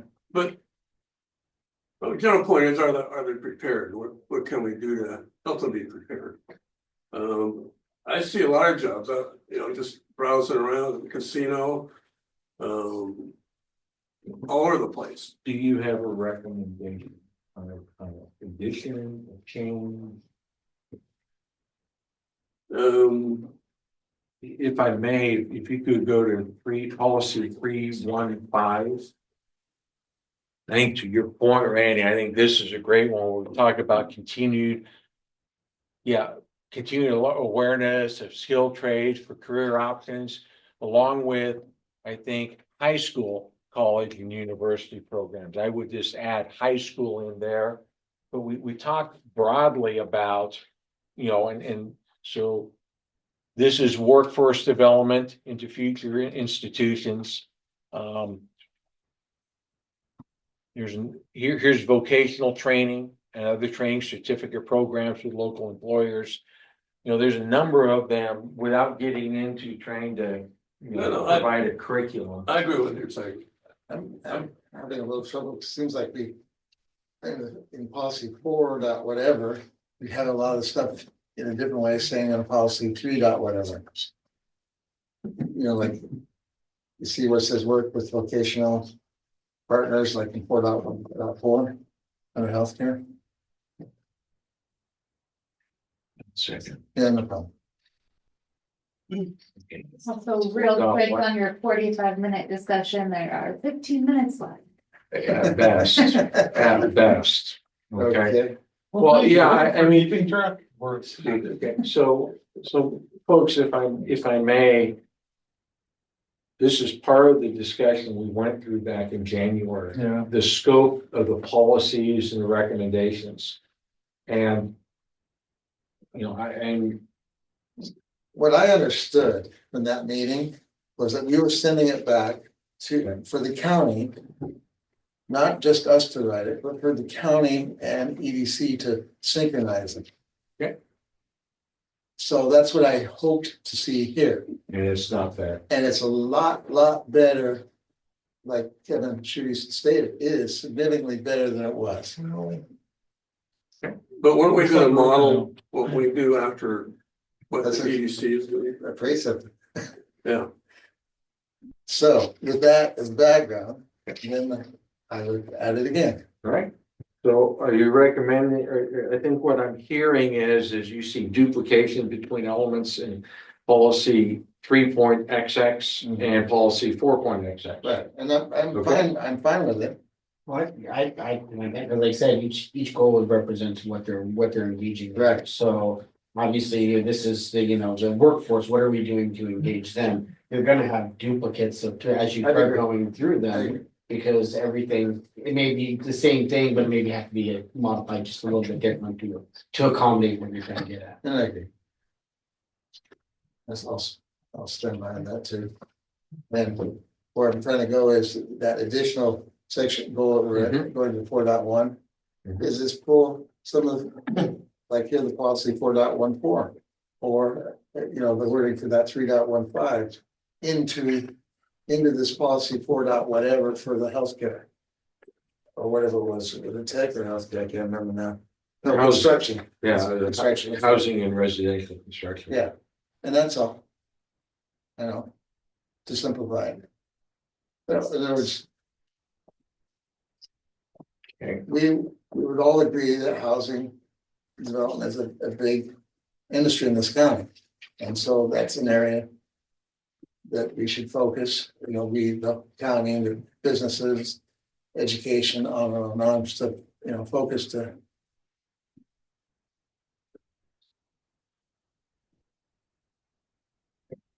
So I mean, literally, the portion of this 4.14, literally into that construction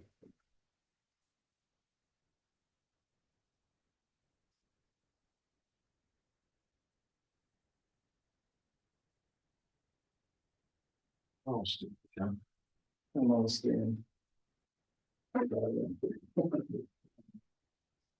Um.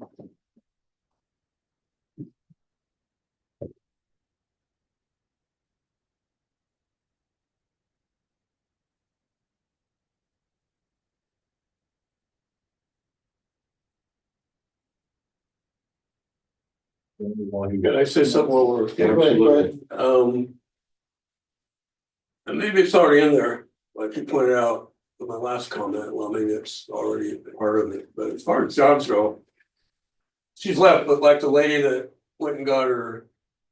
You know, but very extreme training, but she had to go to look at a job. I hope in here we're not suggesting, maybe we're not, but hope we're not suggesting that.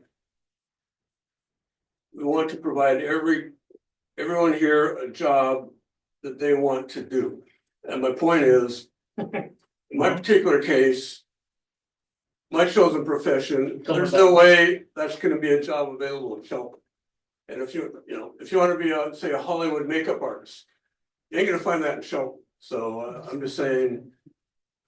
That's a parameter, but what jobs can we provide for people and kids in Shelton? And then what can we do to prepare them for those types of jobs? Like when he's talking about construction, if we're talking about construction. Yeah. I was like, what are we doing to keep the construction companies that are local rather than extending outside to get those in there? Because I mean, if you, like we said, if I go hire somebody in Kitsap County or Pierce County or Right. King County, they're bringing all their employees over. They're not building here. Yeah. So what are we doing as a county to try to keep more local businesses or, incentives or stuff like that to make it worth those, those guys coming in here? That's what's gonna build your hiring people here, bringing people here. Yeah, I think for our youth, I think I've not been a youth for some time. Much less seeking a job in Mason County here recently as a youth. But my understanding is that, some of the regulations that are what they require of businesses to hire a youth below 18 is somewhat challenging. I don't know what the details are, nor can I attest they're absolute. But I know a number of. A lot of it's like time restraints and stuff like that. That's kind of there's other stuff that they have to do. Yeah. They can't work certain hours, stuff like that. Well, and I I have a 16-year-old trying to get a job right now. Yeah, but does that go into like, picking berries or sharing Christmas trees? And that's what I did as a youth. Well, if you're still in school, then you're limited to so many, I think it's like 17, whatever, hours a week. Because you still can't effectively from the school. So during summer, they can work longer hours, but during the school time, they can only work. Yeah, again, that's beyond our scope to even recommend. That's a state level issue. Right, but I tell you, jobs are not necessarily there. It could be the 25-year-old that, Yeah. that's working down the road. And we said, if we're trying to do our best to incorporate local businesses to build our infrastructures and stuff like that. I mean, understand this. I mean, we're gonna go for the lowest cost and stuff like that, but I don't know if there's more incentives to help to keep it more in companies that are based out of Mason County rather than extending outside of Mason County. So you're really not improving our employment by hiring somebody outside of county. Is that true that there are projects in Mason County that people come in from organizations? I guarantee it. I mean, So, it's usually the highest bidder. I mean, or- who are the lowest Yeah. bidder? The highest bidder gonna get it. Yeah, the lowest bidder is the one that's gonna get it almost every time. I mean, I guess we wanna save money, but is there incentives to? What is it about our county that will prevent us being the lowest bidder? Is it government regulation? Well, no, it's like you got bigger companies, they have a bigger payroll, they get discounted because they buy in bulk. They have And economies, there's so much other stuff that they can get for so much cheaper. That's They have why econ- they're cheaper. they have economies of scale. Okay.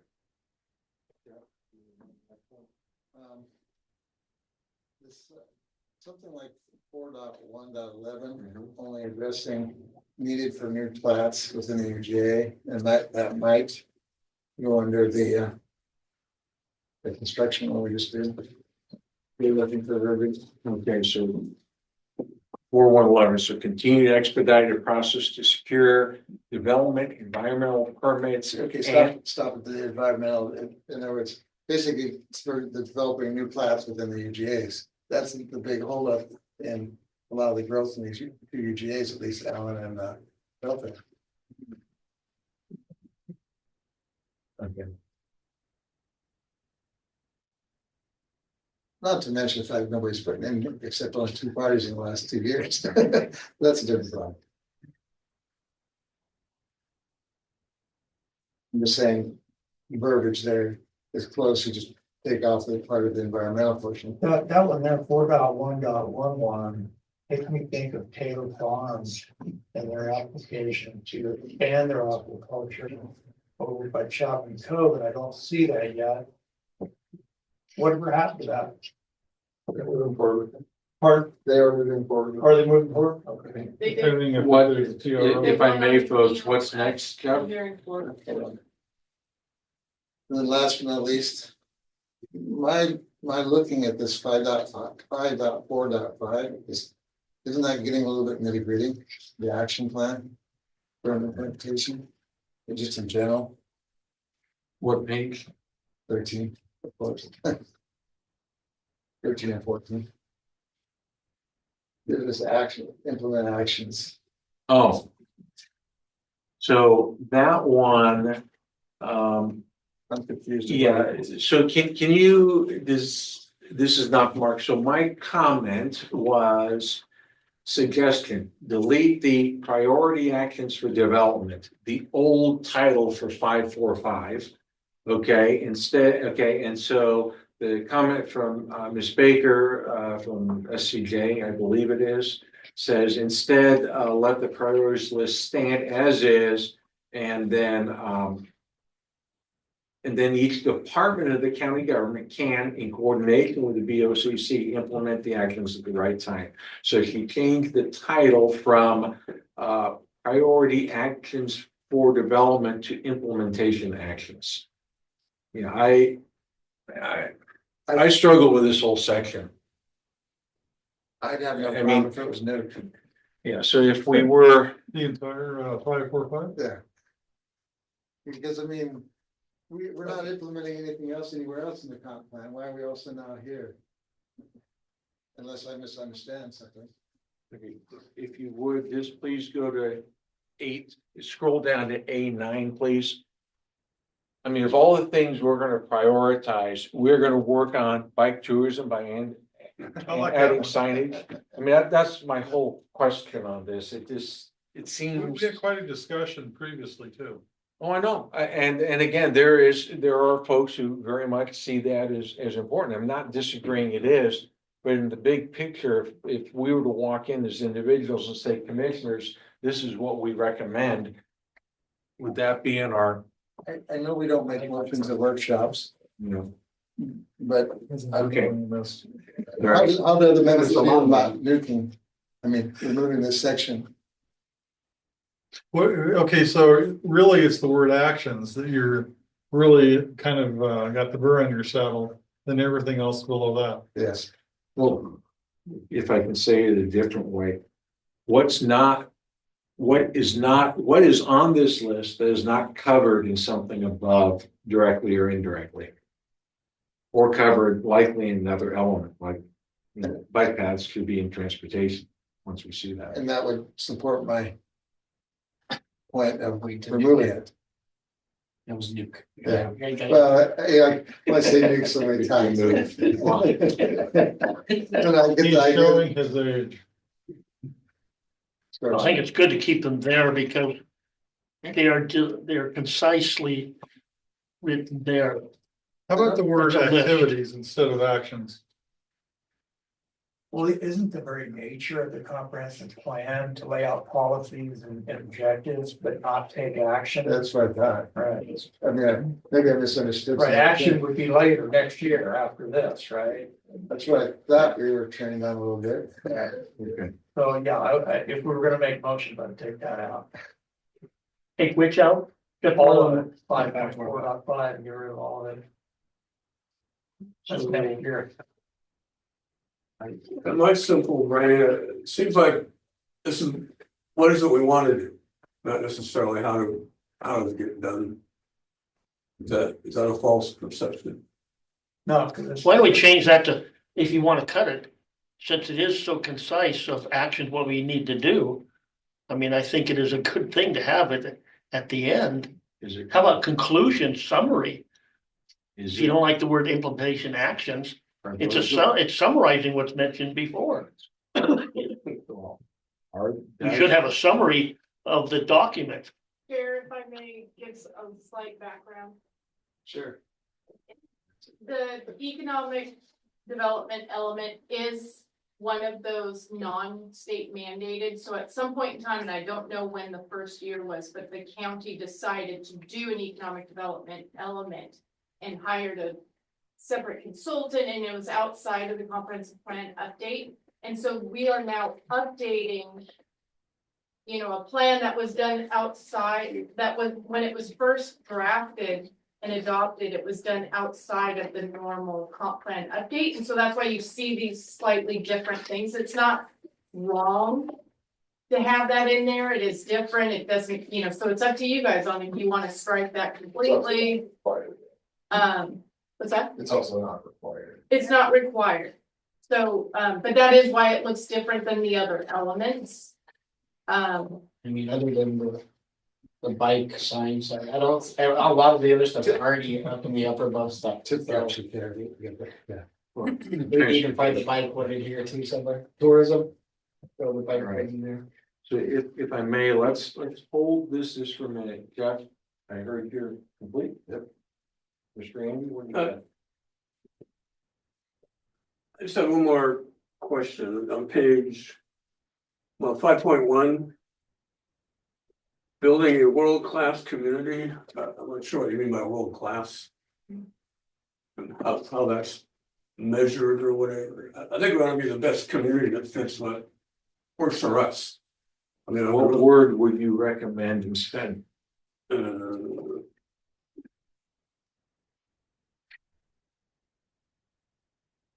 The best community for us, you know, whoever wants to wordsmith it, I don't know.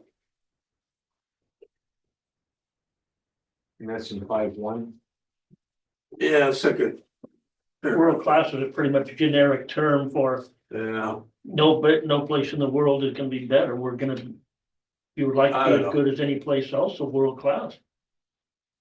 I don't know. Common sense. I think that term has no meaning anymore. I think you're right. It goes both ways. I can see it going both ways.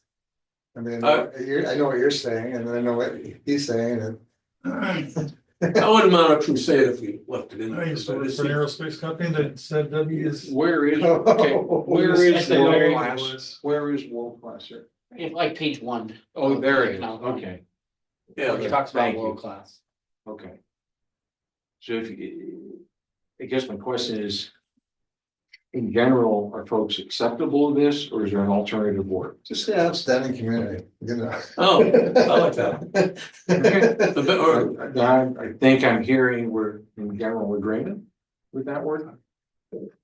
Yeah. Anything else, Randy? That's all, outstanding, I think the best that works for us, I'll let a better wordsmith, Okay, Mike? No, I'm good with world class. Okay. Reach for the top. yeah. Make everybody want If I may, I would like to share my screen, if I can do that here, if you can let me. Yep, I'm waiting. Okay, you should be able to. There, and. What is? So you guys are okay, world class, We got world class oysters. that's true. Now we got outstanding. I don't think it's There are EU seal of, reach for the highest So possible. folks, here's what this is the economic development element. And hopefully can everyone read that? Is that large enough text? Yeah. It's large. I'm still young. Just maybe the other glasses. Okay, how's that? That's a little better. So what I have here is these are the words going through, and I'll hit a couple of my comments as we go, and I have very few. So we have a comment here first, basically deconflict this 15,962 with this roughly 13,1 number. There seems to be a disconnect So that's A year one. could have done that too. Hmm? A year could have done that. Not, Yeah, that's a big. especially when. So if I may, we've hit our 45 minutes, so I'm gonna continue on, because I believe we're at a good summary point. And so I don't, what I did is I highlighted things in red, and we're not seeing any of those go up here. And that's why I just wanna, show folks, so I did add, healthcare. This is, basically a new section on healthcare. Somewhere, here we go. Yeah. So I'm going to, delete these words here. Delete that. And then healthcare, Remember I was saying, like, look at 14. add section. 4.4. I'm just gonna put add section, and I will let Yeah. staff and others work that. Yep. Then, coming down, don't have a lot here. It did, that yellow highlight is my highlight to say I like that section. That's nothing more. And that's your happy face. That's my happy Why don't you face. put a smiley face on it? Okay, and then, Jeff, I'm hoping these words capture Yeah. your intent here with regards to housing plants and housing areas.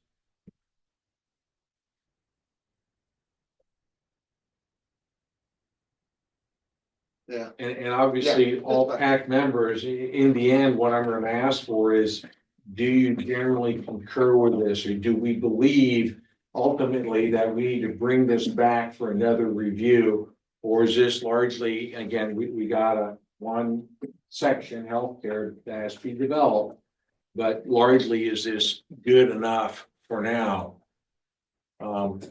Okay, I am recommending, this is me, take. Makes it hard to see. I have other stuff on my screen. No, I get it. My recommendation is I like this goal, this policy. Coordinate with electrical providers to ensure there's adequate existing plant capacity to produce and distribute electricity, period. And I think we strike in meeting changing demands driven by and move to phase out greenhouse gas emissions. Let that get covered in the climate. It's going to be covered on the climate, the greenhouse gas emission. This cycle does not apply for Mason County, so I think those words are premature today. Yeah. And it'll be captured later, so I'm suggesting we strike it. Okay, these are words, Jeff, in red that address one of your comments. That permitting sewer to also meet the, expansion to meet growth. I'd say within the UGAs. Within the UGA, because that obviously don't want to expand sewer out. Okay, there you go. Is this better? Yeah. Okay. Yeah. And then, I think this is the policy, I highlighted it pink because Kel mentioned it, not because pink was a color that I hadn't used before, that's why I used pink. Okay, but she recommended we strike this outright in that it should be handled in the transportation element. I'm okay with that. What do you all think? I'm fine. Anyone in objection? Okay. That's. Before we move further, I had one comment about 118 there. And that's too specific. Oh, yeah. And I would say change along the Highway 3 and 101 corridor to strike the times for and the city of Bremerton, replace and the city of Bremerton with and the 5 counties, Kitsap, Thurston, Pierce, Grays, 6 counties, Grays, Harbor, Jefferson, and Clallam. I'm okay with it as is. Because Highway 3 is our primary corridor. And I would say Highway 101 is more of the primary corridor. To where though? Olympia, From where? From I'm just, From Shelton, but aren't a lot of the traffic for the job creation in Bremerton? you heard the female there that said she travels to Olympia. I used to travel every day. I never had a problem. I know some. With the people 101, numbers. because there's multiple Of lanes. course. Highway 3 is the one lane, or one lane each way, and that just bogs down everything. No, Brad's got a point. Okay, guys.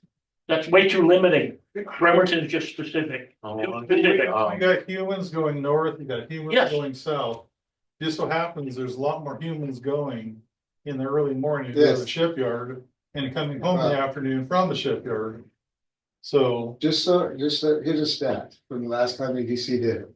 About 700 some odd people get their paycheck out of Kitsap County, almost 4,000 get it out of King County. That you do the math. Yeah. okay, Yes, How about Thurston County? How many people go down to Olympia? the other weird one was 265 out of Skagit County. That's the one. that's bizarre. That's bizarre, yes. What's the source of those? That was the EDC report done at the last comp plan. Hardly 4,000 people are commuting to Seattle. They're not necessarily. Well, Mr. Dunkel, weren't you doing the committee when you were at the bond? yeah, I commuted from Allen to Tukwila. Which is in King County. Gentlemen, how about this? I committed you from Allen to Seattle. What if we were to say address mobility along the federal and state highways to improve travel times for commuters and freight between and through Mason County? There, that's why we hired you to be the chairman. Yeah. Sorry, it's an extra big zero. That's enough out of you. But don't worry about it because we can always fire them too. Yes, you can. And my wife might actually agree with that one. All right, Kim. Well, that was a good one. Okay, Thanks, Brad. all right. So we have that. We struck 1111. Yeah. And then next, my question on the two coordinates, and this is for staff. Do we coordinate land use or how do we with the tribes and with our tribal partners and with the city? Mr. Neer is going, he's doing the bobbing bird, his head's going up and down. Yeah. Okay. So, That's what I'm talking to them about. I mean, that's their biggest issue. okay, and so that coordination is for all land use, is that land use in close proximity to tribal lands? I'm just trying to It understand. depends on what it is and what the subject matter is. Okay. Sometimes it's specifically about tribal property. Sometimes it's about, water. Okay. Yeah, so it's kind of, it's more than one thing. All right. And it's complicated. All right, then we're good, then I have no comments. So then, next we have, Brad, do you agree with the comments in red there? There was an addition we had on healthcare and technical services, and I hope I have it in the right spot.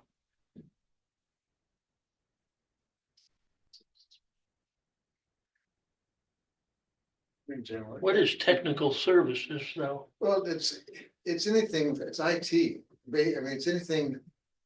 There's a whole service industry we don't seem to address.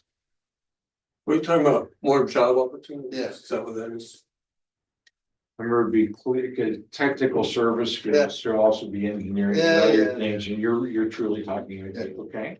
How about change technical to technology? Yeah, Because fine. IT is into information technology. Yeah. Good night, Steve. Okay, I just added the word high school here. This is to expand skill trades. Right. Okay. The housing residential construction, I try to capture some of the thoughts you had there, Jeff. Identify the market site suitable for housing. Identify strategies to address housing challenges. Continue to expedite the process for these plants in the UGAs. That's decent. Yeah, and I mean, the first one we're doing in spades, gentlemen. yeah, The second one is being addressed at the state level through legislation. The last one, if I can go back to Plan Housing Community Director. The yellow is my comment, and I guess my real question is, we probably ought to leave it like it is, given where the county is currently sitting. I just really struggle with all the challenges we have, with the potential, some of the fiscal considerations that we're even thinking about adding parks. Of all the things we would spend money on. Again, that's for the Board of Commissioners to make a decision. That's just one that caught me and my head shook. I could go for it normally, but. I think we should leave it in there because It's fine. you never know. Hey, visitorship, how about tourism?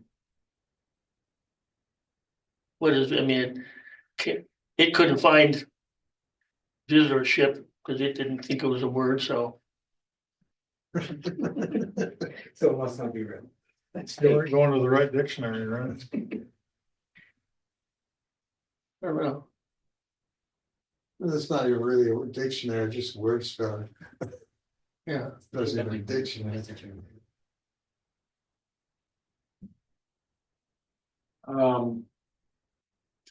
Okay, so the Mason County Clean Water District, we had, I think I got an answer to that. I think we're good there.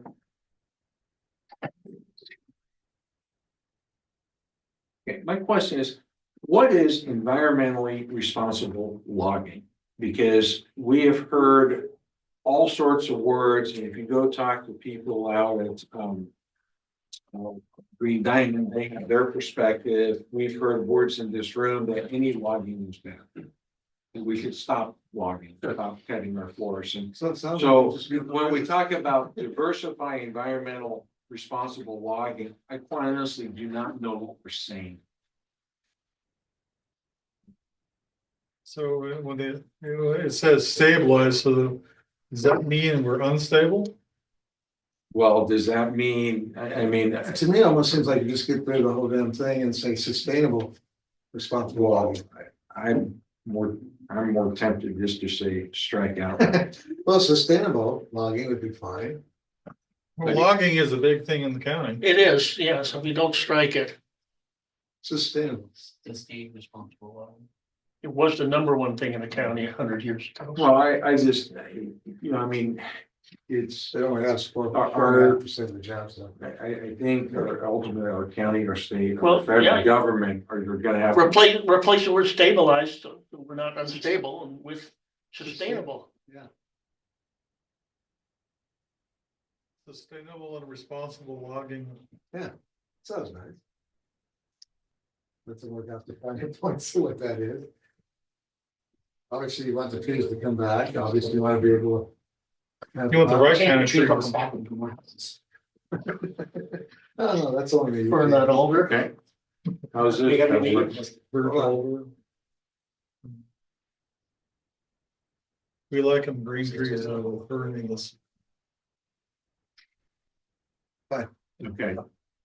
So Well, We- Townsend paper likes them. we're at a point where we're at 8:19. Have a variety of edits like this, change the word here, add a sentence here. We have added a undeveloped section on healthcare, or on healthcare about, okay? And then the last real discussion point is what do we do with 5.4.5? I currently have it struck, but that's easier to change here. I'm in the stacking mode. As long as everything in there has got a place to go. Yeah, It has been referenced somewhere in the book. well, or in other. How about change it to summary, Or other much, yes. everything, every one of these actions are mentioned further up, but change it to a summary. I don't believe they're specifically mentioned, and my bigger concern is what's excluded. There's a lot that was listed above, Yeah. and what is excluded on these 13.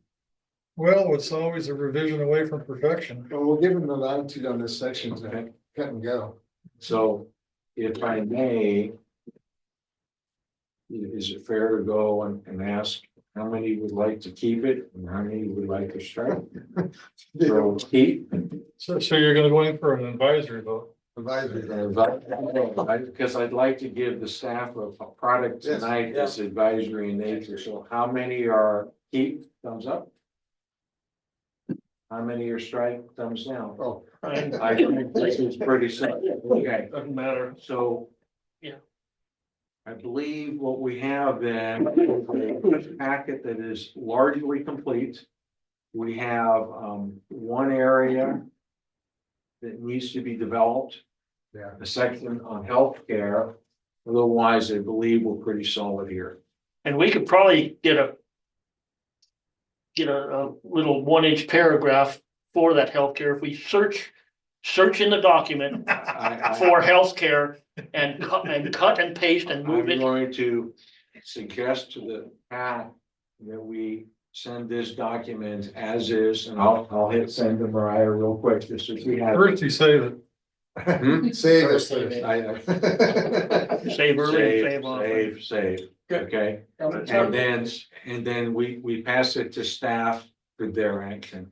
And that gives them the opportunity to do whatever they deem appropriate, when they deem it appropriate.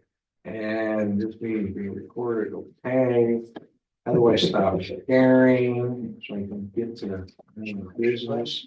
Can you just stop me from sharing somehow? Yes, Kick me out? Yeah, you told me. Why don't you hit on the share button? Big breath. In the middle. Take it away. Good, from you took it good. Get me out of trying to do something here. So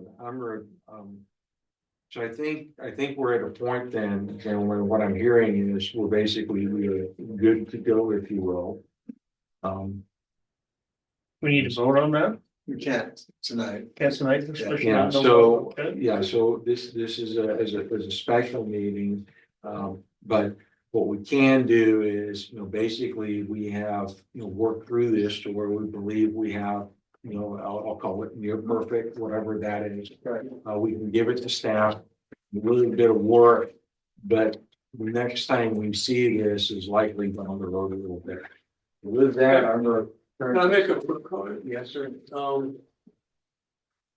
Graphic here shows median income 2010 to 2023. The way it is, kind of meaningless. Personally, I would like to see like 2010 adjusted for inflation, so you have apples to apples. That's just me. Just don't have to make a change tonight, but. Yeah. Did you hand it over to But Mariah? just tell me which figure it is. Figure we can 5.3, figure 5.3. And Well, I'm sorry, I did do a calculation based on a particular CPI, but that doesn't necessarily have to be the one, but I feel more comfortable if it was apples to apples. That's my comment, sorry to. Yeah, I guess I would ask this then, is that a global suggestion across all the comp plan? Did we talk about housing prices over time, but we don't do CPI adjustments, so we take, whatever. $2010, this is what a house costs, and then we have $2020, what this house costs, but we don't do a CPI or other adjustment for inflation. Are we asking this as a global, or is this a one-off? In my world, we would do it for everything. I mean, you guys may not want to do it for everything, but. I'm just thinking of what's gonna happen with the contractor, With the what? Well, having them retool their charts and stuff. I would just say make a note that it's not, whatever it's not or is, and that would be it. The footnote and that, and leave it as is. Those guys are having issues already. We don't wanna add to. I mean, the real metric is what's You mean the consultants, FCJ? What's the income compared to the housing costs? That's what you're talking about. Well, it's one of many, but yes. Yeah. Well, and the other question would be is it, would it be reasonable to ask to simply say that our comprehensive plan be consistent with, let me ask this, is there sort of a state standard on how we reflect dollar value? So if we have a chart that has 2010 and 2020 income levels, is there a state standard as to whether you adjust 2010 to be the same dollar value as 2020 or not? I have no idea, and I can't imagine that there is, especially for comp plans. Yeah, I expect we leave it in the original dollars and you don't adjust for actual buying power. Right. And that's what Yeah, and those. If we're really concerned about it, just make a notation somewhere. Yeah. I'm sure there's an app to convert from here to there. Oh, yeah, but that's it, but I'm saying. And the other part is that we're so not synchronized on things that, you know, to try to bring another thing perfectly in, is gonna drive us nuts, I think, or somebody nuts. Yeah, and, yeah. How's Yes, that? and this is just Well, reflecting income, it's not talking about inflation or anything Right. else, I mean, that you could go and, you know, everyone could go and do the math. Yeah, All of the math is done differently than that, so you're never gonna get it perfectly. You'd probably be right, they're pretty close. Well, it's just the world I'm in, I wouldn't. Yeah, I agree, maybe we don't want to get too wonky, but, and people can draw their conclusions, but like that graphic kind of implies that the real income has gone way up, which it hasn't necessarily. no, But I guess people don't know that. Okay. Any other comments on the economic development? Do I hear a motion to adjourn? Motion to adjourn. I'll second it. All in favor? And Thank you. Jeff.